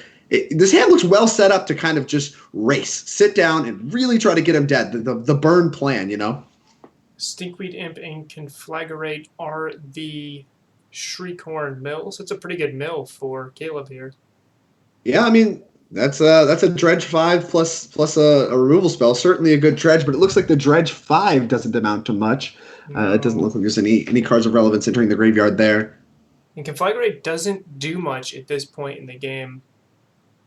I mean, yeah, it's all about whether Caleb thinks the Goblin Guide's going to represent enough damage to start pick off the Goblin Guide with the Conflagrate. But hitting a Creeping Chill there off the second Shriekhorn activation and putting another Dredger in the yard certainly helps Caleb set up quite a bit. And Caleb here on turn 2, despite being hit with a Goblin Guide and fetching back, is still at 20. So I mean, this is kind of what we were talking about, or at least what I was mentioning about the Creeping Chills. This matchup kind of give Dredge a lot of time against the deck full of lightning bolts. Absolutely. I was trying to see Dylan's life total. It looks a little obstructed by the camera here. Life from the Loam in the graveyard being the Dredger to be able to pick up makes a Conflagrate a lot stronger. But nice little play from Caleb, just recognizing that how much damage that Goblin Guide will do over time and just killing it right now. Yeah, I mean, some rudimentary math here. I think that 2 points is the first damage Dylan's taken, so I would expect him to be at 15 with the Creeping Chill and the 2 damage from the Sacred Foundry. So we have Monster Spirit getting in, putting Caleb to 13. Dylan's still ahead in the damage race, but that can change quickly with some quick Creeping Chill, some Blood Gas add to the table. Don't block, but allow you to attack really well. And a Stinkweed Imp does block very well, and that's going to shut down the Monster Swift Barrier. Unfortunately, the Searing Blaze, Dylan's hand is just lining up really, really well against Caleb's hand here. Yikes. Yeah, this Searing Blaze is actually the best possible card here. Being able to still push damage with that mana, get the Death Touching blocker out of the way, and get in for prowess points of damage. And it looks like Caleb hit an Amalgam off that Shriekhorn activation, but still nothing to put into play to block this Swift Spear and stop the flow of damage coming from that. And Caleb, if he doesn't hit another chill or two here soon, is actually looking to get pretty low on life. Well, Dylan's representing lethal. Actually, right now, the Boros Charm and the Searing Blaze is 7 damage. So, yeah. And there it is. Lethal. I mean, I think another Stinkweed Imp put into play to block with the second Searing Blaze just is not enough. That's going to be, it's more than lethal, right? This is 3, 6, 10. We had that +2, so almost another Creeping Chill wouldn't even be enough. Dead with impressive showing. Dead without the prowess triggers right here. I mean, this is such a sick draw from Burn too, because look at the turn. It's turn 4. This Burn deck had their creature removed, got Creeping Chilled at least once, it might have been twice, and still killed their Dredge opponent on turn 4. That was an absolute fantastic draw from Dylan Hand, and now he gets to go into the Cyber Games up a game in a bad matchup and put his Graveyard 8 into the deck. This is just exactly where he wants to be. I'm surprised he's trimming a Seal of Fire here. Repeatable burn damage seems to be one way to try to get through the Creeping Chills, but I guess Skullcrack is just superior in that spot. Yeah, I think he kind of recognizes that the way he beats Dredge look a lot like that game did there, right? Where he just gets on the board and he's relentless, gets through attacking. Where Seal of Fire represents the smallest burn of any burn spell he has, and he's admitting to himself, all right, if I'm taking the Seal of Fire out, I'm not going to have time to recur this with Lurrus. So I need to get it out of my deck. Lurrus probably doesn't even have a lot of text. If the point at which you're picking out Seal of Fire, you're admitting to yourself, I'm probably just not even casting Lurrus unless the game takes a really weird turn, and I am here to race. Interesting Eidolon. Eidolon seems like an easy card to take out against Dredge, since Dredge might not be playing a ton of spells, especially since Dylan will be on the draw here. On the play, I think Eidolon still makes a lot of sense. You can still hit the Cathartic Reunions, maybe even early Conflagrate just to discard a ton of Dredgers. But here, a on the draw Eidolon, what do you think about that? No, I agree with you. Eidolon, I think, is a card that looks a lot better on the play, especially when you would be catching Dredge on their Cathartic Reunion turn, which is one of the spells they almost certainly want to cast. I think that, cutting them. I think we see Dylan just reaching for 2 Eidolons there, Yeah. and he may have come to that exact same conclusion just now, where Eidolon looks a lot worse on the draw when Dredge past turn 2 isn't really looking to be casting a ton of spells in this kind of matchup, and so it could end up just dealing more damage to you than it does to them. I really like cutting them on the draw, but I think you're right. Getting them back on the play represents a good attacker on the play, and will catch them on their Cathartic Reunion turn, so it'll represent even more damage. And Dylan recognizing exactly that and cutting all 4 Eidolons there. Also cut a Rift Bolt, which might just be not exactly what he's trying to do here. Turn 1 Rift Bolt from Burn is always like the type of hand I usually like seeing most, because that usually means they have a slightly slower Burn style open. What he wants to see is a lot of creatures early against Dredge. Yeah, the Dredge deck notorious for not really blocking well at really any point in the game. A lot of their blockers are smaller, their creatures can't block. Expiring Vantage, a very good draw, providing the second land to really help Dylan power out all of his spells and do it painlessly. Sunbaked Canyon was looking to do quite a bit of damage, and we're going to see him lead on Monastery Swiftspear potentially on turn 1 over Goblin Guide. I think that's an interesting choice, but certainly speaks to maybe Dylan respecting the fact that Dredge really likes to hit its land drops. And until you know, like this Tormod Script's going to provide a prowess trigger, and until you know that they have their lands, giving them that extra value isn't actually worth it. That's fair. It could also just speak to he thinks he may want to activate the Tormod Script this turn, and so he wants to get the prowess value out of that Tormod Script before he's going to go ahead and crack it. So it basically speaks to him thinking he may potentially want to crack it, which makes sense if we see a Cathartic Reunion turn here. Tormod Script, a 2 of in Dylan's deck right now, and fantastic that he had it in his opener here. Things aren't going well for Caleb right now. Oh, yeah, for sure. I mean, I was talking about the game about how I think this matchup is generally pretty bad, but, I mean, this hand looks almost as good as last hand, right? It does a lot of the same things. We have multiple redundant creatures to provide a constant flow of damage, plenty of burn spells, a good amount of lands, and we have a graveyard hate piece. I mean, as a burn player, I don't think you can draw it up much better than this. The extra land, maybe not great, but one of the lands is a cycling land, so you're not even looking to flood this game. Dylan in a very commanding position, and certainly this is exactly the way they drew it up. The game's Burn and loses is the one where they draw their 5th or 6th land. Dylan is firing all cylinders here. 1 Creeping Chill so far from Caleb, but Dylan does have 2 Skullcracks, so if Caleb doesn't draw those Creeping Chills soon, they might not be relevant. Exactly. Like, I think as early as next turn, like, if Caleb needs to find them this turn around a Tormod Script, because Tormod Script can disrupt Creeping Chill. As soon as that trigger goes in the stack, you activate that Tormod Script. That denies Caleb the Creeping Chill damage. And so Dylan, seeing this Ox of Agonis, really not wanting Caleb to go off, fires off the Tormod Script here after draw step. After the Dredger has been dredged. Caleb uses the last counter on Shriekhorn, misses on everything, and Caleb being at 11 looks to be in a pretty rough spot. He needs a chill, and he needs it right now. Yeah, he needs a lot of chills. He needs something. He needs some creatures to block, because like I said, the constant flow of damage of these creatures is not maybe the not so silent killer of this game. Like, they're going to beat down every turn this game. That Bloodghast doesn't block. The Narcomoeba doesn't block well. It's just, I mean, it's a very, very tough spot for Caleb. But, I mean, he's tapping 2 mana here. We might see another Life from the Loam that gets things going on the Dredge again. A good recovery from the Tormod Script. Now we need to get back in the game with some chills and some creatures that block well.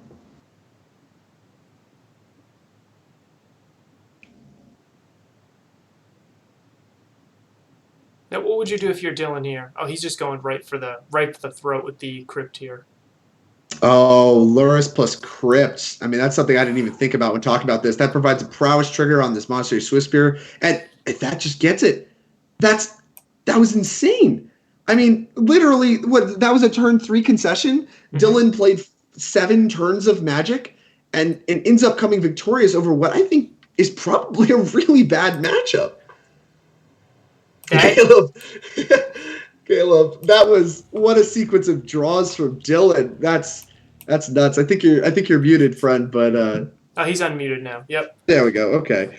All That right. was Yeah, a wild sequence of draws, and it just looked like, I mean, you kept reasonable hands, your cards were moving around at the pace they do, but Dylan's draw was just incredible and very, very hard to keep up with. Yeah, and it also kind of shows in the matchup from the judge perspective, we still have to do something every turn. As you saw in game one, me casting a Stinkweed Imp, out of necessity there, and just not having an engine card, another Ox, you still need to do the stuff. It's not oh, we have 4 Creeping Chills, it's a free roll. So, a really good even bad matchups are easily losable with an aggressive clock. Well, we've seen it a bunch of times at Neo Brand has lost a few times so far this league, just because it didn't do even with good matchups, it didn't do exactly what it needed to do quick enough to be a fast clock from an opponent. Mm-hmm. Yeah, that was actually an incredible display, and this has really been kind of a clown show of me. This whole night I've been saying things that are my perspective on Modern, and then exactly the opposite plays out on screen. I can't get anything right. Renegade Rallier is bad. Renegade Rallier is great. Dredge, Creeping Chill is too strong. Creeping Chill wasn't strong enough. You only did see one Creeping Chill both games, if I can recall correctly. Yeah, I only saw the one there. Game one would have was not seeing an Ox or something in the graveyard, to keep the engine going, because the start was really good with that. So some cool stuff there, just really seeing the dynamics at play, and kind of the cool thing here, it shows just the power level of all the decks in Modern now, just being so high that you can really overcome a lot of stuff, and just also really understanding exactly what you should be doing, helping out a lot as well. Mm-hmm. I mean, Luris being able to slam the door on that game, just paired with any Tormod's Crypt, certainly adds a completely another angle that I certainly didn't consider at the start of the match. In the Cyborg games, I mean, Dylan only had access to 2 Tormod's Crypts, but we saw, I mean, all it takes is one game of finding a Tormod's Crypt and having 3 lands for Luris, and things get very hard just being able to, I mean, it's what Amulet does, right? Where they just Bajuka Bog you every turn. It's the same exact thing. And you can see that flips a matchup on its head. Amulet has a great Dredge matchup. Traditionally, Burn hasn't had such a good matchup, but if they can start doing that play pattern, that's going to turn things around really quickly. Yeah, Luris turns Tormod's Crypt into almost Leyline. So yeah, crazy. Mm-hmm. Did you side your 1 Leyline in? Did you think about did you think about mulliganing for it, or did you think it wasn't worth it? I thought it wasn't really worth it to hard mull for anything. I'm kind of very similar to Sodex, as we saw his philosophy with Dredge in the very beginning, when there was just 2 Tormod's Crypts on the other side. You just he did you just play the odds, don't respect it, try to be the overarching kind of game plan. It's kind of a similar philosophy for coming from a Storm perspective. Usually we're we induce the fear, so just kind of be streamlined and produce that. What we're doing is just so powerful. Some people will side in Leyline of Sanctity, and we still have gifts in our deck. Yeah, exactly. I agree. It's that's a very good way to put it. A very good take on that game, and love you, Caleb. You're gonna have to stay in here in the booth with me, because we're gonna see Dylan advance in the elimination bracket, and for Caleb, I guess that's the end of your run, huh? Yeah, but I mean, this tournament's amazing, and just getting to play in this, the matches have been great. I love even tonight, being able to commentate over and watch this, their next week's just been awesome. So. Well, definitely want you involved in every single Modern Streamers League there ever is. Yeah, definitely. I still remember when you responded yes, that you were interested in the first Modern Streamers League, and I think I did a little dance. My wife was like, "What are you doing?" Caleb said he's gonna do it. And she's like, "Is that the same guy that beat you in the SCG event?" I was like, "Yes, same guy." I mean, you could ask that for most people that have played an SCG, and the answer will be yes. It's who's Caleb? That guy that beat you at an SCG event. You'll know him. So good stuff tonight. 12 players left in the Modern Streamers League. A lot more action to be had, though. A lot more Magic to be played before we get to determine a victor. But for now, the field down to 12 people, and still a lot of talent going in the field. every Tuesday, Wednesday, and Thursday night at 8 p.m. Eastern Time. Is we got at least 2 more weeks left of all modern action coming up. The deck lists that are still going to be available will be posted on the Modern Streamers League Twitter, which is at Modern Streamers. So you can see the up-to-date brackets and the up-to-date deck lists, who's been eliminated. It'll be neatly little crossed off if a deck list has been eliminated. So definitely check that out. Drake, what was your favorite moment from the night? My favorite moment from the night. That's a tough one. There was a lot of exciting Magic tonight. I think a lot of it has to be involved in the Astral Drift matchup. Just a lot of I didn't play during the Astral Slide time. Caleb was talking about it. I've always heard stories about how it was really cool, really powerful, but to me it's always looked clunky and I could never put the pieces together in my head. But being able to watch that engine kind of go on all cylinders tonight and really watch it be played at a high level, I think that really opened my eyes to what exactly is going on behind the hood on that card.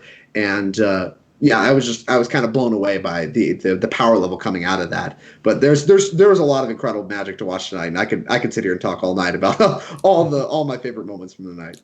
Francisco definitely made what I thought was a meme deck look pretty good. He may only have one deck left, but it'll definitely be a force to be reckoned with coming out of that elimination bracket. Caleb, what was your favorite moment?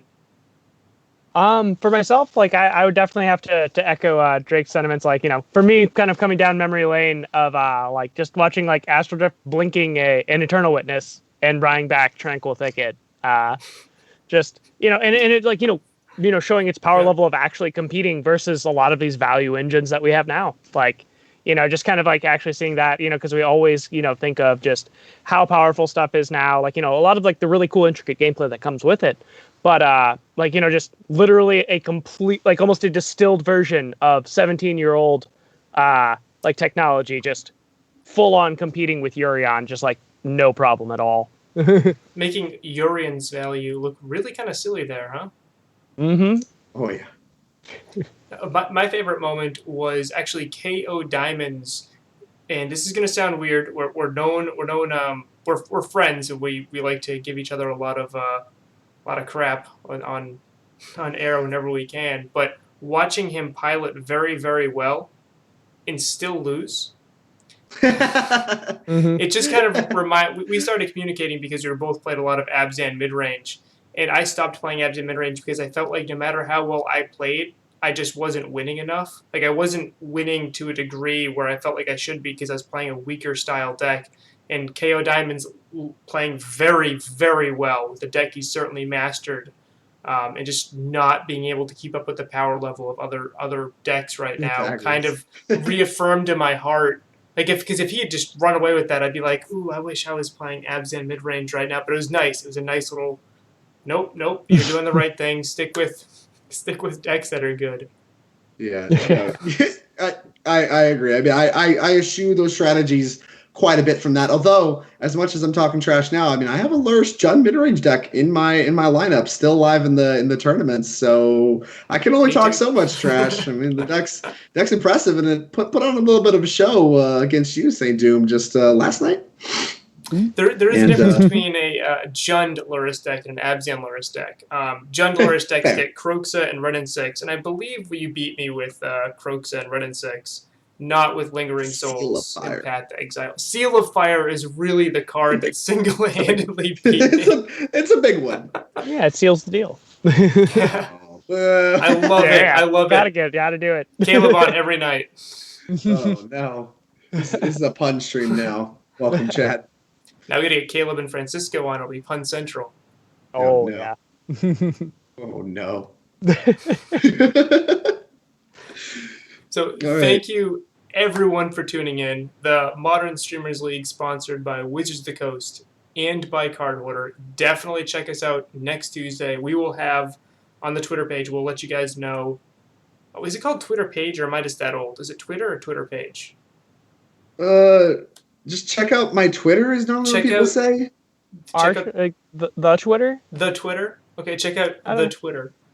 Yeah. Find us on Twitter at. Does that work? I don't know. We'll work on the Twitter Yeah. advertisement. Yeah, I'm an old 33-year-old man, so we'll work Yeah. on the Twitter machine.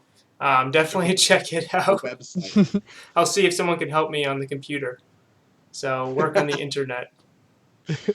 So thank you, Drake. Thank you, Caleb. You guys were fantastic. Thank you for doing awesome commentary and making this show great. Not only as players, but as part of the MSL community. So thank you. Oh, Thank you very much pleasure for to be having me. It was here. a ton of fun and love spending time with Caleb, both on the SCG Tour and in the Modern Streamers League. He's a great guy. Everybody should follow him Oh. on Twitter too. He's Oh, wonderful. Oh, same for you, Drake, and Mike as well. Oh, I almost Awesome. forgot. Drake, where can players find more of you? You can find me on Twitter at viral_Drake, just like the magic card, but with an underscore between the two words. You can find me on Twitch at twitch.tv/viraldrake, no underscore there. Don't have to worry about it. And you can also find me on YouTube. You can do something as easy as Google my name, Drake Sasser. You can find my channel there and you can subscribe. And yeah, that's where I put all my content, and that's where you can see me and interact with me. Perfect. And Caleb, where can people who want more awesome puns find you? You can always find me if you're also looking for puns, and I'm big on cat picks, but you can find me on Twitter at CWS_MTG. Same with actually, like, kind of nice. I got the same exact handle for there, and also on Twitch. Just put the / mark CWS_MTG, and likewise for YouTube as well. So kind of all three places there. You can, like, all my content side loaded to my YouTube. You can check all that out. Perfect. So if you guys want to learn more about Magic, definitely follow them on Twitch, YouTube, and Twitter, because these are two of the best players on the SCG Tour, and I personally think the SCG Tour is a very, very, I think it's like the Pro Tour for East Coast. So definitely check it out. Two of the best players in the world. So thank you, everyone, hanging out. Thank you again, Drake and Caleb. We will see you on Tuesday night.